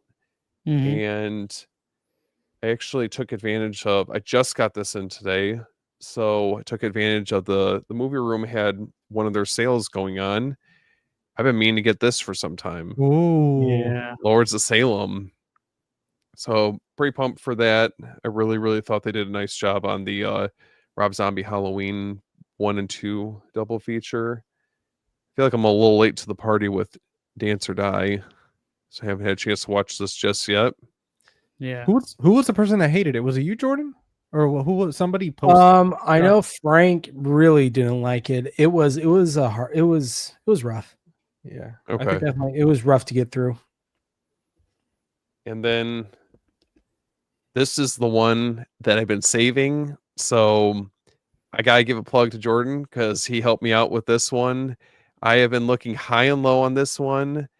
I didn't know the tracking information was up in the air. I didn't even know. Maybe it was in the ocean. Nobody fucking knew. But I finally got a confirmation that it was out for delivery. And I finally have Crash in my collection. Yeah. Dude, is that the 4K? Yeah. Because Miles just posted the Blu-ray of that for $40. Yeah, I had debated on, because Criterion did the Blu-ray, right? Which Pretty I sure. have, yeah. Yeah, so I thought about just this one has been very elusive for me to try and get my hands on for some time, and I felt like I don't know, I was just really surprised I got it for a reasonable price. So thank you, Jordan. I would not have seen that otherwise. So I went right behind you and I got Videodrome from the UK. So supposedly it's in New Jersey, but we'll see. So Chris, I might need you to run over there. I got it, bro. They delivered it to me. Yeah. It does. I'm not going to knock it. Forgotten Golly set. The next Forgotten Gialli set is the two new Teenage Mutant Ninja Turtles, the Michael Bay ones, and TMNT 3. So I got a question for you guys. For the Videodrome, because I was gonna buy the Criterion sale one, and like, do you guys recommend going with the Criterion or a different boutique label? I would do Arrow personally, if you can find for those. Yeah. Oh yeah.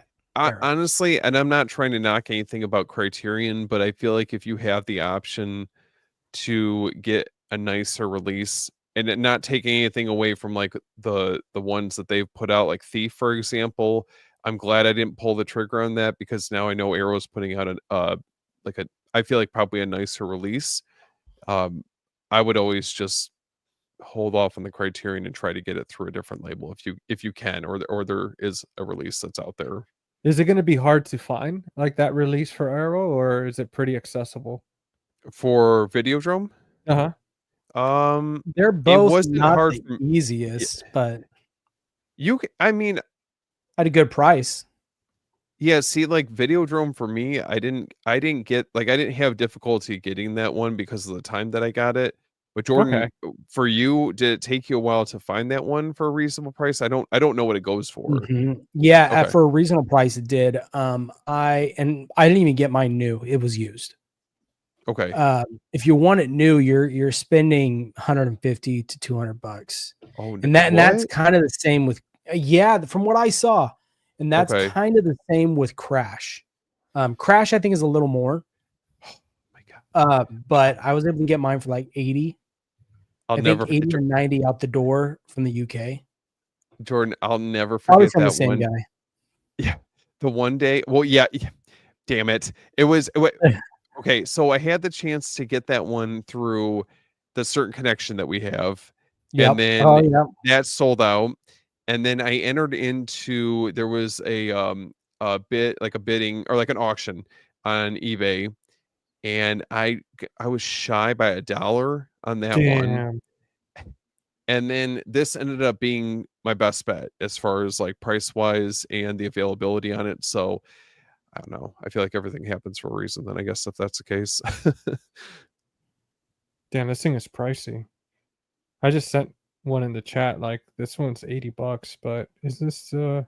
This is a Blu-ray. It's not even the 4K.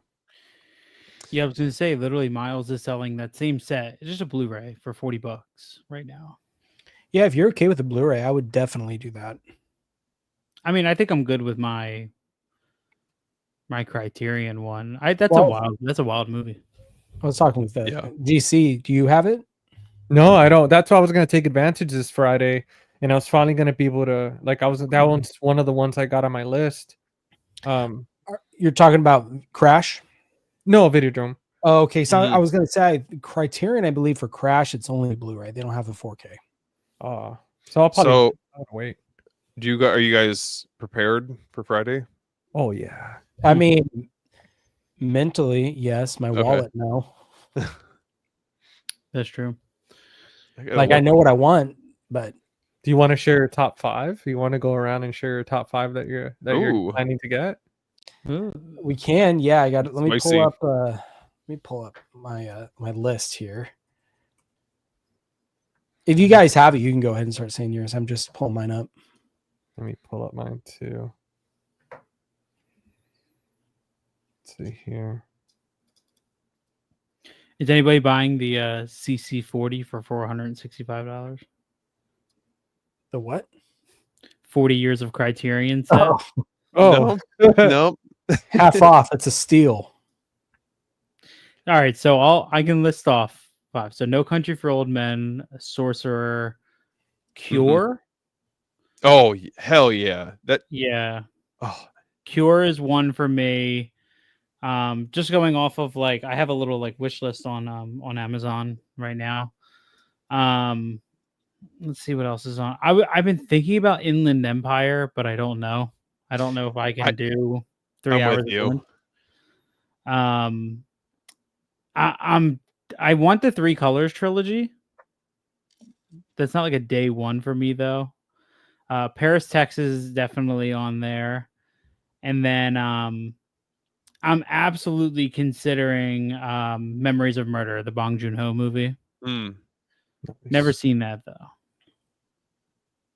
So that would be 5. But there's a bunch more, man. Like honestly, a lot of times, I know I have Silence of the Lambs on 4K from Kino, but I kind of want the Criterion Blu-ray.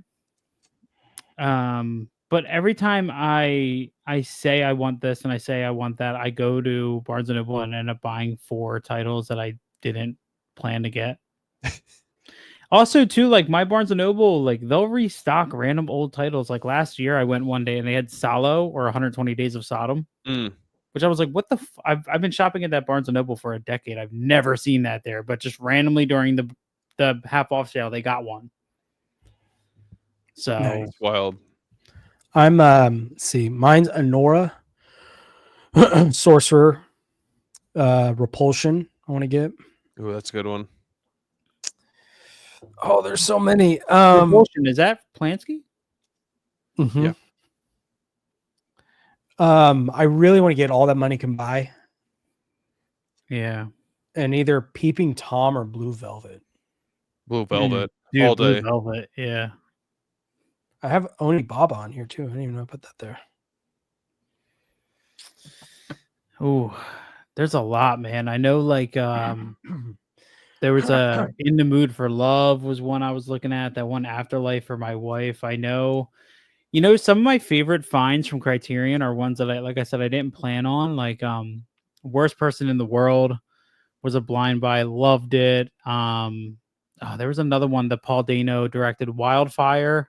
That became an absolute favorite of mine, blind buy. So I'm curious at what I bring home this coming month. Brian, Barry Lyndon is on mine, but these are ones that like on Friday that I would want to get. Barry Lyndon doesn't come out, I think, for another 2 weeks. If I want to watch paintings for 2 hours, I'll buy Barry Lyndon. So, do you want to go next, Steven, or do you want me to go? No, you can go, man. So, man, so I'm still deciding the order of which one. For sure, there was 5 that I wanted, but now I'm second guessing the Videodrome Vampire. Absolutely, yeah. That's the first one I'm grabbing when I walk in there. Love that set, dude. I love that set, dude. That movie is so damn cool. That's probably the oldest movie that I've seen, and it was so damn cool. Like I wasn't expecting to enjoy something without like dialogue like that, with just reading the subtitles and the way it was, but the atmosphere, it really inspired my photography. Yeah, and it's absolutely stunning. Chronos 4K. I want Seventh Seal. Akira. Okay. I have that on mine. Seventh Seal, the Bergman movie. Is that what that is? Is Seventh Seal a Bergman? I'm not. I can't remember. Sorry, continue. That name sounds familiar, but I'm not sure. That's the one with where he plays chess. Yeah, it's Bergman. That's Bergman, right? Okay. And Akiru, if you haven't seen it, beautiful movie, so damn good. I have that on my list too. And then Blue Velvet's one that I've had on my list. So good. The Last Temptation of Christ with Willem Dafoe. I heard that was good. And Thelma and Louise was one that I heard. Dude, such a good 4K. Dude. That 4K is amazing. That's on my list. It's not. I don't know if it's top 5, but no, those last 3 are not top. But that's the thing. I'm still kind of figuring out. It really depends what they have in store.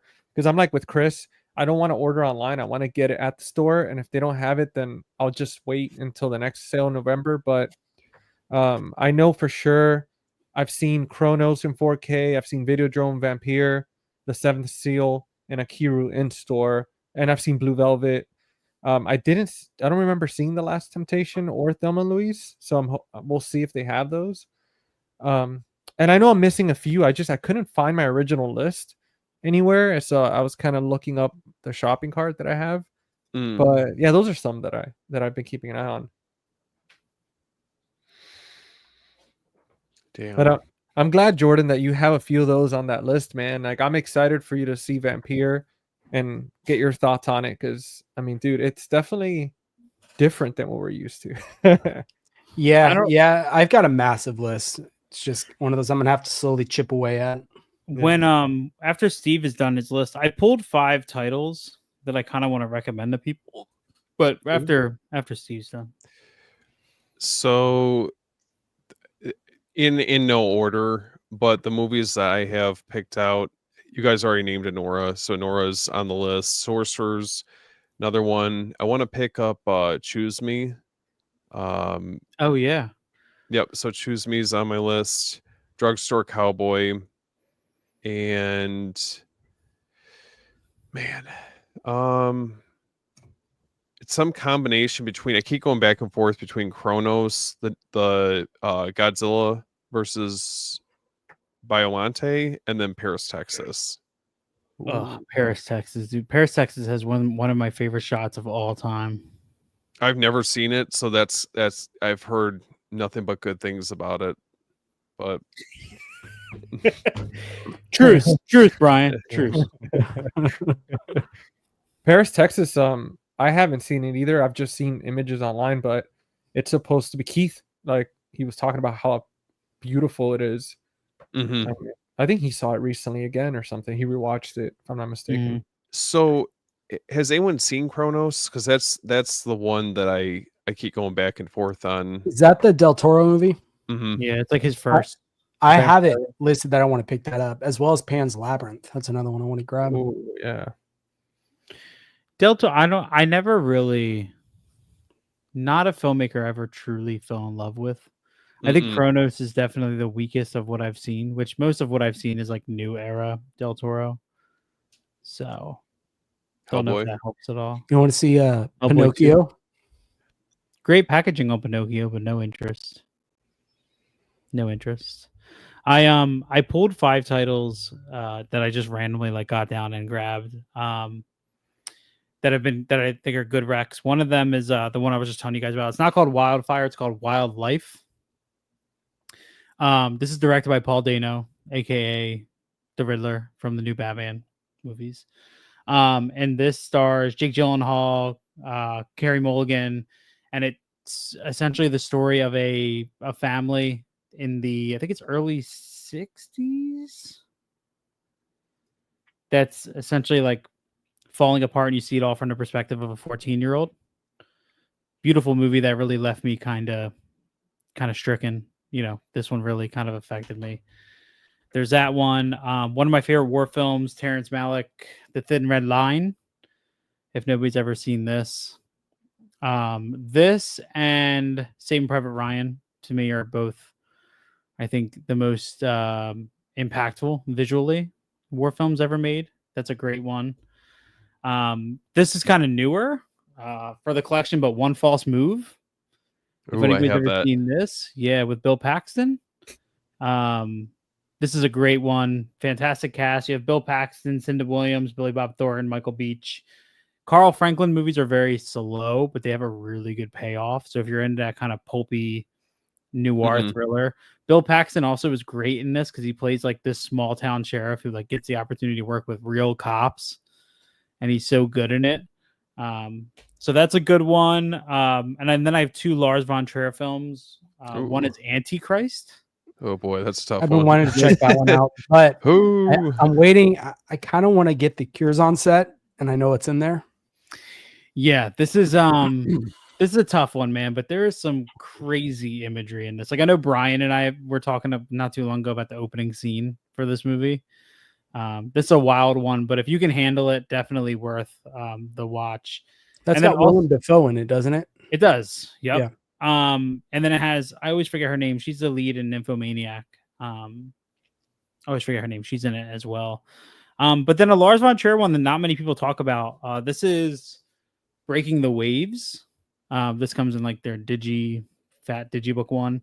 Nice. And essentially this tells the story of a woman whose husband works on oil rigs, and he gets into an accident on the rig, essentially becomes bedridden, and he encourages her to begin she's very religious, to begin kind of sleeping with other people to satisfy herself. And it kind of starts like this dark journey into that. Very interesting movie, very calm and slow and very inward of a film that's incredibly awkward. I mean, you have Stellan Skarsgård just fully nude laying on a bed for like 15 minutes of this movie, just straight flopping it. Makes for an interesting thing, but yeah, Lars von Trier, always a good one. So what a guy. Stellan or me? Lars von Trier. And you. Oh, have you seen that panel discussion he had? The dude, when he talks, yeah, he just goes and just rambles, and it gets him into trouble. It's hilarious. Yeah, he's always one of my favorites, man. Always one of them. I talked about how he found out his heritage, and have you seen that one? I have. Yeah. For better or worse. I have. It's just one of those for me. I just shook my head, started laughing like whatever. Yeah. He's one of those directors though that kind of like Michael Haneke and Bergman, that like I just get fascinated with wanting to see everything that they put out. You know, like that Curzon Haneke set, dude. I unfortunately have on hold at the movie room, and I'm just I'm with you, dude. I'm in the same exact boat, on hold, and just did you guys get about it in the back of my head all the time. Did you guys get your Mario Bava set or not yet? I ordered mine, the Scream Factory one. Yeah. I did I not ordered it, yet. but Okay. it hasn't shown up. Obviously, I need to order High Tension. That Bob. Yeah, I got that one. Can I go ahead. Oh no, I was just gonna say, kind of springboarding off of what Chris was talking about. Can I plug 5 quick movies from Criterion if anyone's getting ready for the sale? Just maybe some movies that I would suggest to pick up. Yeah, man. That's what we're doing. Okay, go. Okay. I already got some here just in case. Okay. So not to be on the nose, this isn't the reason why the channel was named this, but After Hours, if you guys haven't seen this, it's like one of my favorite Martin Scorsese movies. Highly recommend this. It's like a fever dream, basically. Got Bound. Oh, dude, I have that. I've heard about that movie. I almost got it last. Highly recommend. Jordan, put that on the list. I never steer you wrong. Put it on the list. This one's awesome. A nice erotic thriller from the 90s. And had a opportunity to watch this last summer for the first time, so it was really cool getting to dive into this. Really can't recommend this one enough. Chris, you were just talking about this Cure. This gets like my highest recommendation out of all the Criterion films. It's one of my favorite movies, and it is a slow burn, but it will keep you on the edge of your seat the entire way through. I never get tired of watching this movie. I just think that there's details I pick up on each time that I'm watching it. And is it a horror movie? Yeah. Could that cover? Okay, I'm adding it to the list. Who put that out? Who directed it? I should say. Hold on. I'm terrible with names. It is. Damn, I'm not even gonna try to pronounce his name. Kiyoshi Kurosawa. Yeah, Kurosawa. Yeah. Okay. I was so worried I was gonna butcher that. So that movie, it was not on my radar until I saw I was watching a video about cinematography, and there was like a 3-minute shot of somebody just standing like outside of a barn or something like that, and it just holds for like 3 minutes, and I was like sold. Gorgeous movie. It's he also did Pulse. I don't know if you guys have seen that. Yeah, I have that. Yep. So another great one. So the Coen brothers did Blood Simple.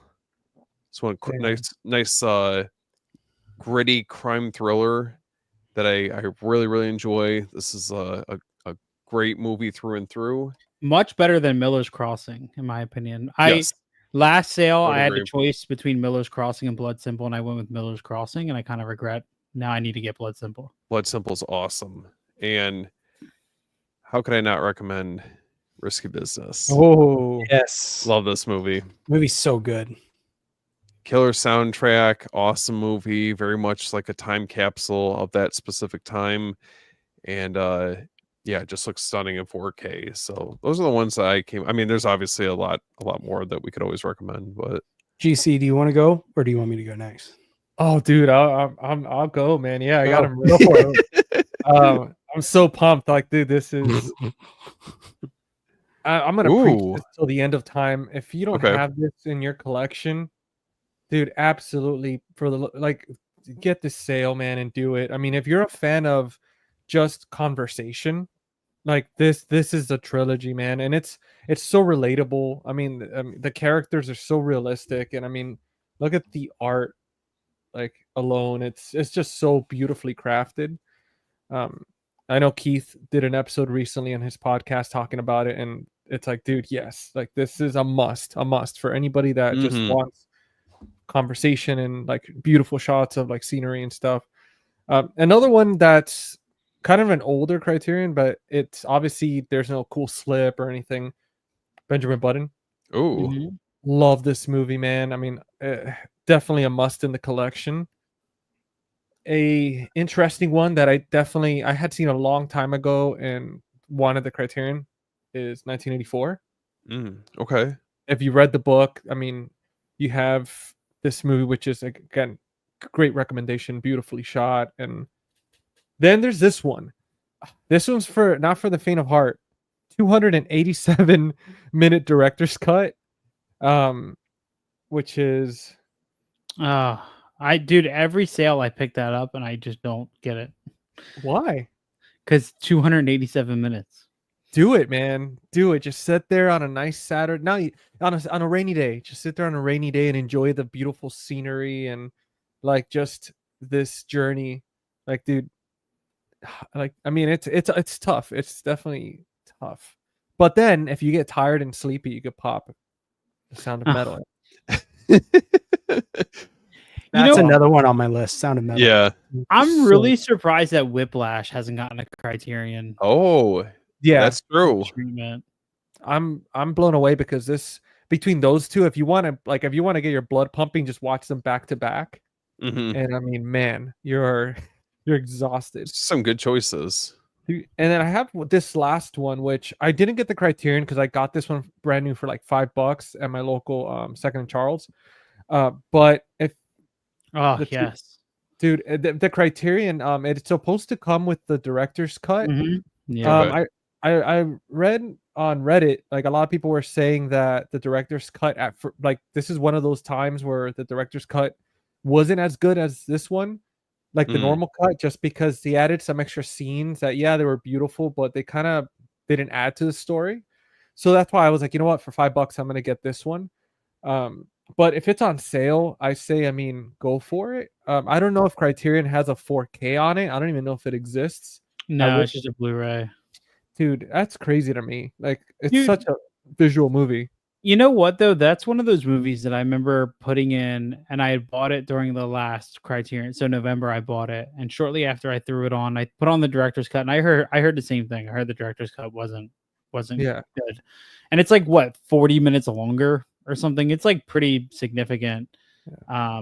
I'd have to get mine off the shelf to check, but that movie put me in such an odd place emotionally because I wasn't expecting to be so like there are things about my childhood that are represented in that, and it just makes you nostalgic for the little tiny things in life. It's like even like I remember like 3 days after I watched that movie, even walking outside like felt different. You know what I mean? It just made you admire like the sun hitting your face and the sound of the birds, and it was like honestly such an emotional experience for me that I don't know when I'll be able to go back and watch it again. I just know I will one day. I feel like there'll be a point in my life where it'll hit again. You know what I mean?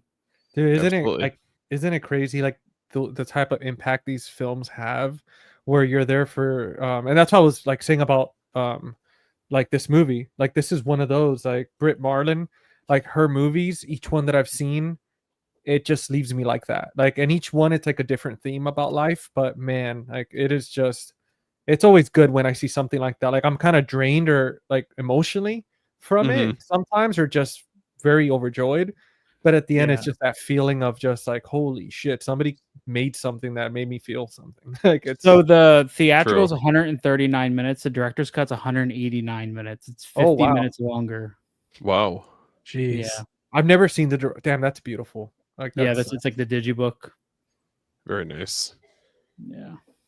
Nice. All right, Jordan, what you got? The first one, not gonna have as obscure ones as you guys have, but this is by Alejandro Amenabar, I think his name is. The Others. Ooh, yeah. I love that movie. Great movie. I think visually this is a stunning movie. It's not a lot of color. And it takes place in the early World War. I think it was World War One. Very dreary. Very, very dreary. And it leaves you kind of guessing and trying to figure out what's going on through the whole movie. It doesn't answer any questions to like the very, very, very end. But highly recommend this one. Is that the 4K? It is, yeah. Nice, dude. Yeah. Okay. I love that movie around like fall time. Yeah. This one is directed by Lewis Allen. It's in 1944's The Uninvited. Ooh.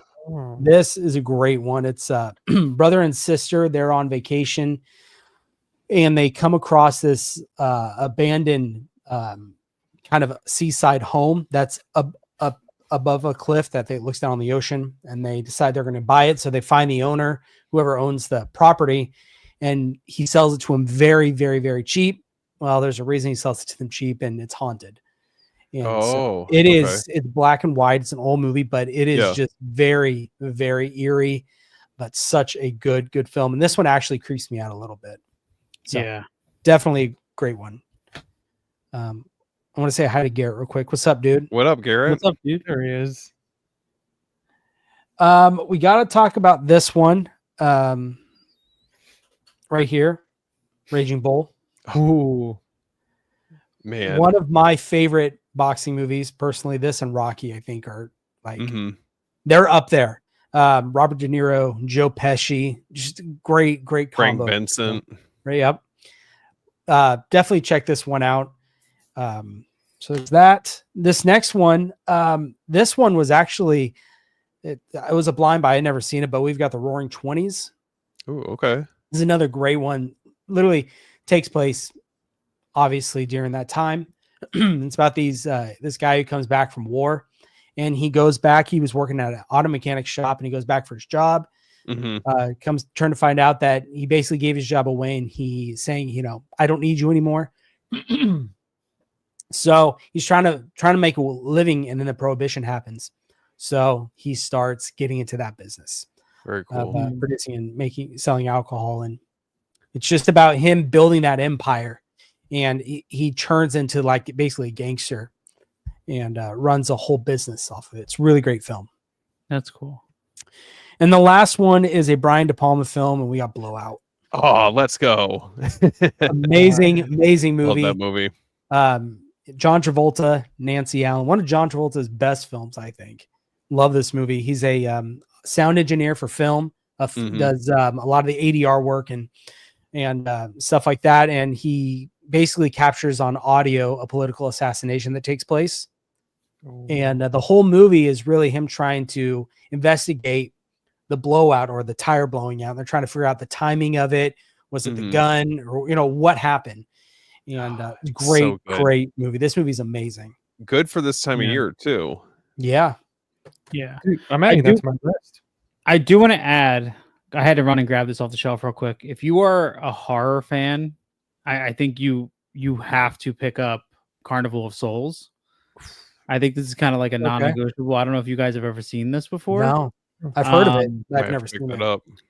Yeah, this creeped the hell out of me, man. It's basically about a woman who's being haunted and she's being pulled to this old I think it was a carnival. Yeah, well, obviously it was a carnival, but it's this old what's the word they use to describe it? A pavilion.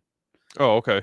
And she travels to this town and begins to kind of investigate and kind of meet some interesting people along the way. And it has one of the creepiest endings I think I've ever seen. This is from 1962, and it's in black and white, shot beautifully. I think this is kind of like one of those non-negotiables when it comes to horror out of Criterion. I was thinking of this because of The Uninvited. I feel like this and The Uninvited are a perfect pairing. Is that a 4K? It's a Blu-ray. Okay. I don't know if they put out a 4K of it. I feel like I've heard the same thing about Onibaba too. Yeah, I also have Onibaba. I bought that because of Daniel from the Cobwebs channel. Okay. I bought that. Onibaba is creepy as all hell. Okay. Yeah, it's like it's I think it's from, I remember Willem Dafoe just raving about it. it's from 1964. Okay. This one here. Hell yeah. Damn. Yeah. And I'm trying to remember. Yeah, war-torn medieval Japan. Basically, one of the neighbors returns home from war, and it pretty much like she gets, I'm trying to remember, it's been a long time since I've seen it. She gets in a relationship with him, and they begin to be haunted by this spirit, and it's fucking creepy. Dude, there's something about, especially early like Japanese like getting into that like Radiance Dai box set, like when they go for broke when they get into the scares, man. Like it takes a while for it to happen. That's why I was so blown away when Frank said how he hated House. the Japanese film. House is so crazy. I need to see that one too. Yeah, that's a good one. Dude, they go, like I said, man, they go for broke. They don't pull away, man. They just go all in. That's off the wall. That's not, I mean, there's not a lot of movies I feel like you can compare that to. Dude, speaking of Radiance too, like, because I don't know if you guys have seen this one. This is one that I saw the trailer for it, and it looked creepy as hell. It reminded me of Shutter Island, but this one here, yeah, I've been tempted to get that. Dude, it's half off right now, and like I'm it's my first Radiance movie that I've seen where I'm like I haven't watched it, but I saw it in the store and I was like, damn, this. What is that called? Dogra Magra. Okay. So my Barnes and Noble, I didn't get a chance to tell you guys in the group chat, but the other day we went to Barnes and Noble on Saturday. Okay. And I found a couple Vinegar Syndrome titles that were half off. They had The Tenant for half off. That's a good one. They had Looking for Mr. Goodbar for half off. Those were the only two Vinegar Syndrome ones I found. But I found a couple, I already had them, but a couple of the Indicator limited edition box sets. They had Black Magic Rights. They had Fascination. Those were full price. Those were like $34.99. And then they had, my Barnes & Noble has a bunch of Radiance, but it just, the 50% off sale just started. So I have to go back to see if I can grab some of those. Cause they had like Japan Organized Crime Boss.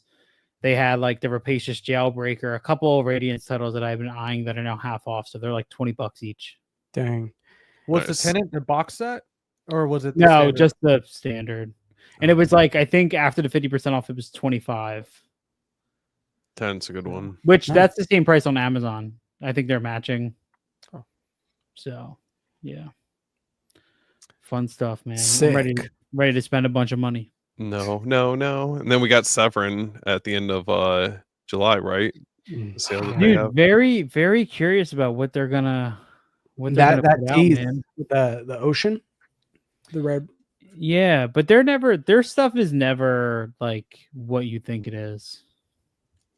What's nice, at least with Severin, is they usually don't go out as print. A lot of their stuff usually. Dude, I good pickup on. I don't know if that was Cemetery Man in that umbrella tease, but it looks like it. Doesn't it? Right in the middle. Yeah, and then the shark fin. Shark fin. I was seeing the reef. A lot of people think it's the reef. The reef. Yeah, they have a tendency to pick up some of those like corny, It was Cemetery Man or the Blind Death. Is that what it's called? Does that sound about right? Is it Tombs of the Blind Dead? No, maybe, I don't know. Yeah, I don't know. Whatever it was, I never heard of it. Interesting. When are they supposed to announce those? Tonight in like that's tonight. Oh yeah, they're supposed to release all of them. Wait, so when is the next Umbrella Group buy happening?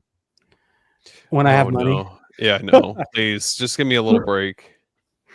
I really hope it's not French Extremity Volume 2 because I just bought that first one. 3.5 hours.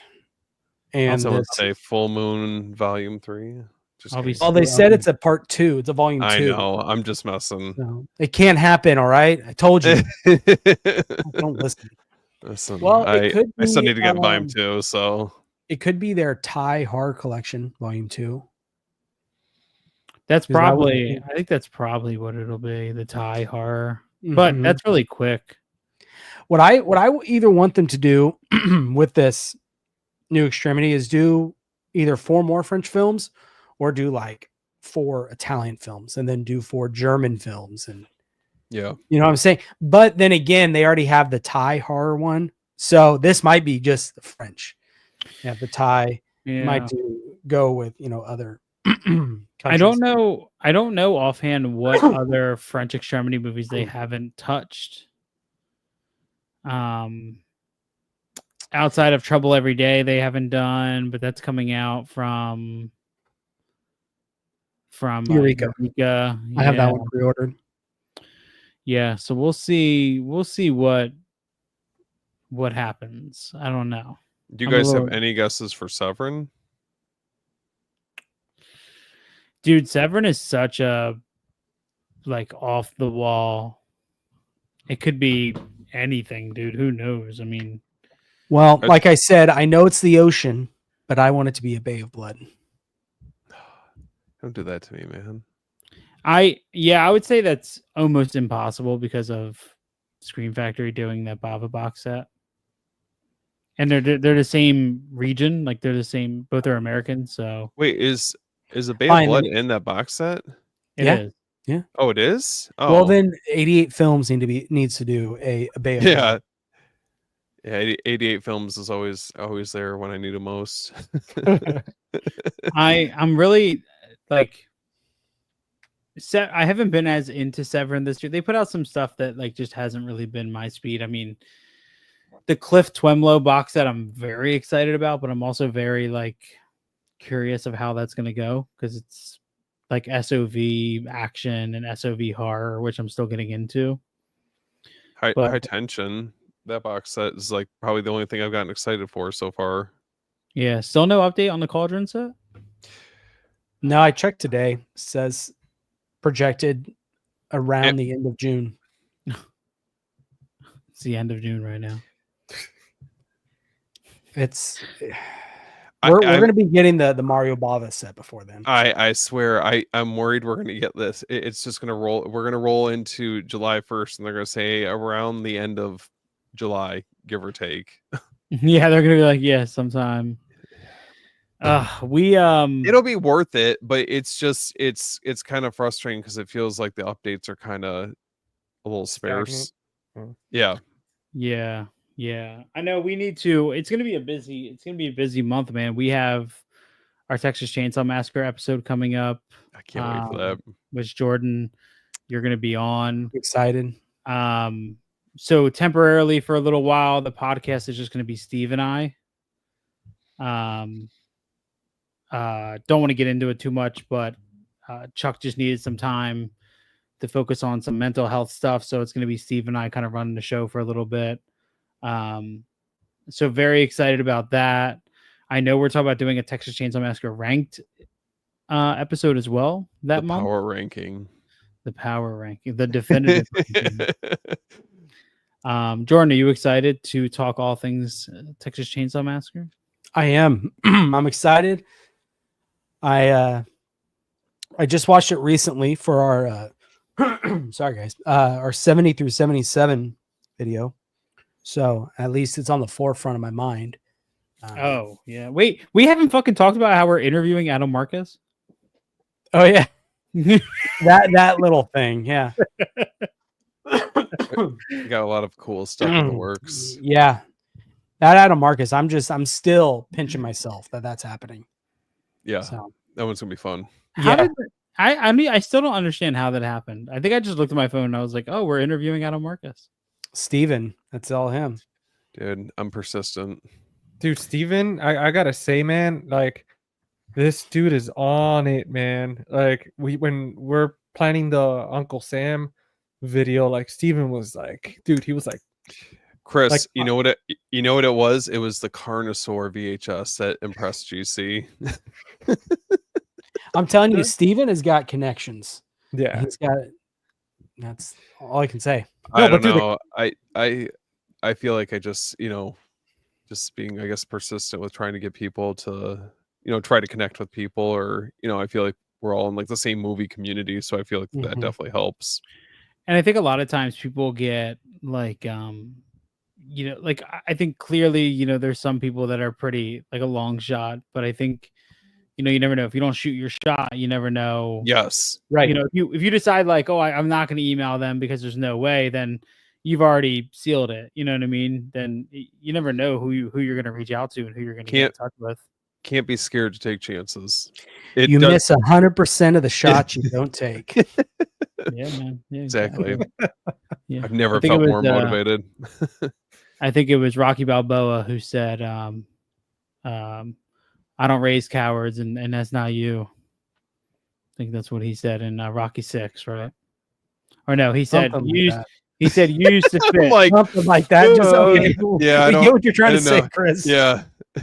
He said use to fit right here. He's like, and I used to say, this kid's gonna do good things, big things. That's what he said. Dude, that was me shooting my shot when I first started like YouTube, and I was like, man, Jordan's over here killing it, and I was like, I'm just gonna befriend this person, and look at us now, huh? Just Yeah. look Look at at us. us. Look at us. Who would have thought? Well, I Yeah. feel like to a certain extent, I feel like putting yourself out there. I mean, that's taking a chance just in general, you know, because it's you're leaving yourself basically wide open for feedback, good or bad, you know. So I don't know. You got to be willing to take risks. That's for sure. It's not even I mean, it's one of those things where it's like an email isn't even a risk thing. It's like, I mean, Steve, you've become like the email guy for Beyond the Blood because you write the most professional emails I've ever seen in my life. I got to do that for work too. My emails are like, "Hey yo, warm regards." Emoji. This weekend we're gonna be on at 5:00. LOL. Dude, Steven's a marketing genius, dude. Like this, like everything.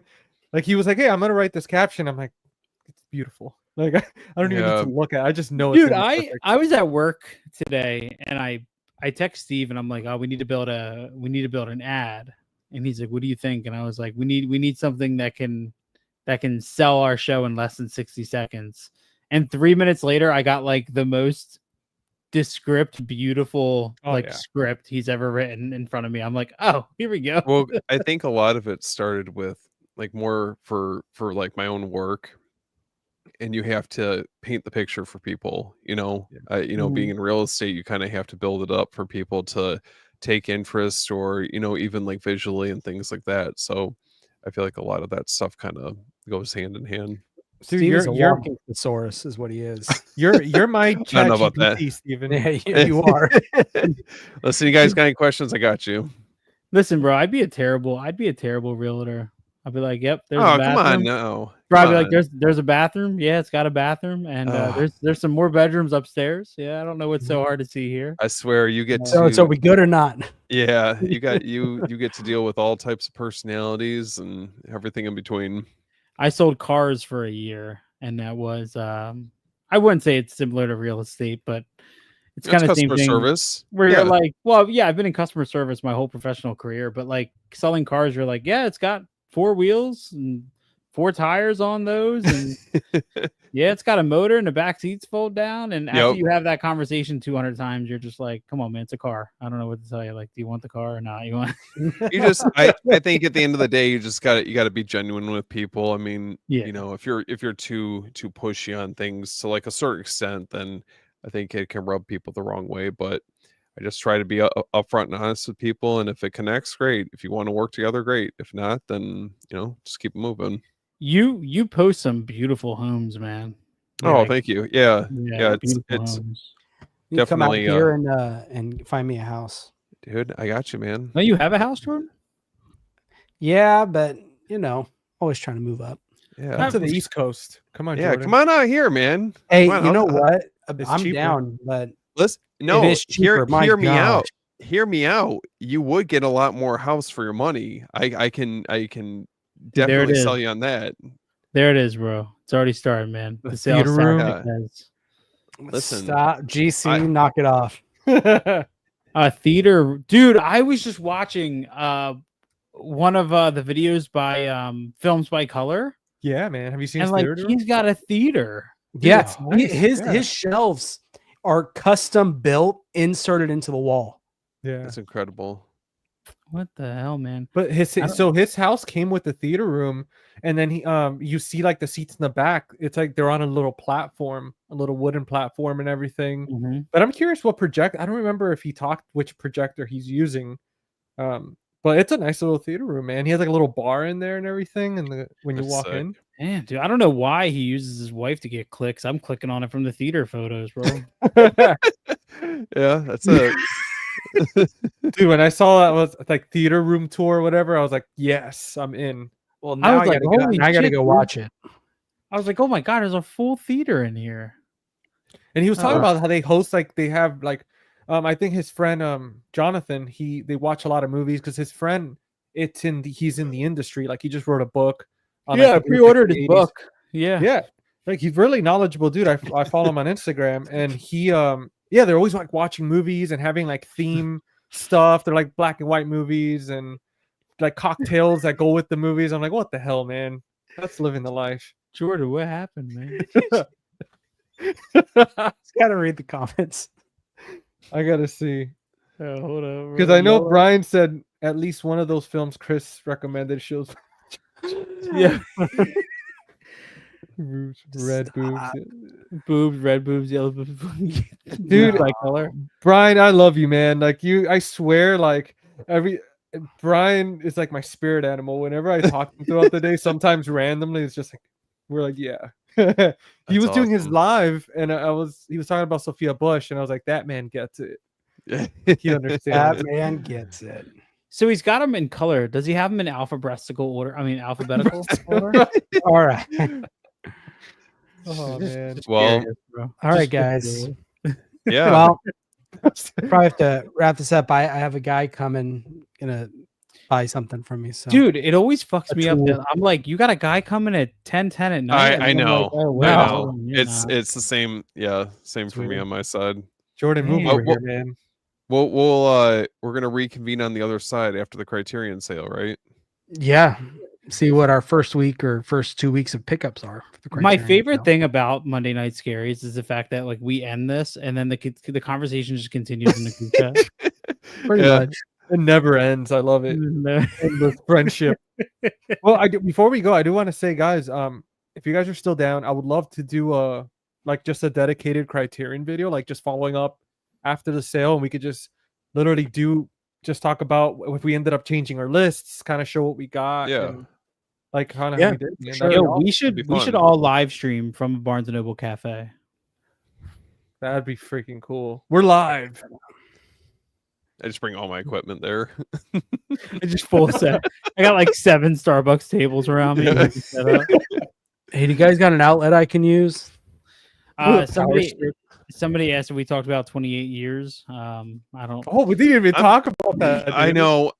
I'm going to see it tomorrow. Have you guys seen Okay. it yet? I did. No. I haven't Okay. heard good things. I'm gonna go see it. I feel 28 like I'll days have later? hopefully more to speak on it. Yeah, like the next time around. Yeah, I'm not a fan of any of those. I Damn. enjoyed it, but we'll talk about that next time. All right, I heard, guys. I heard Cillian Murphy's packing. Let's get out of here, man. All right, guys. All right, guys. Catch you on Later, the next guys. one. See ya. Later, guys.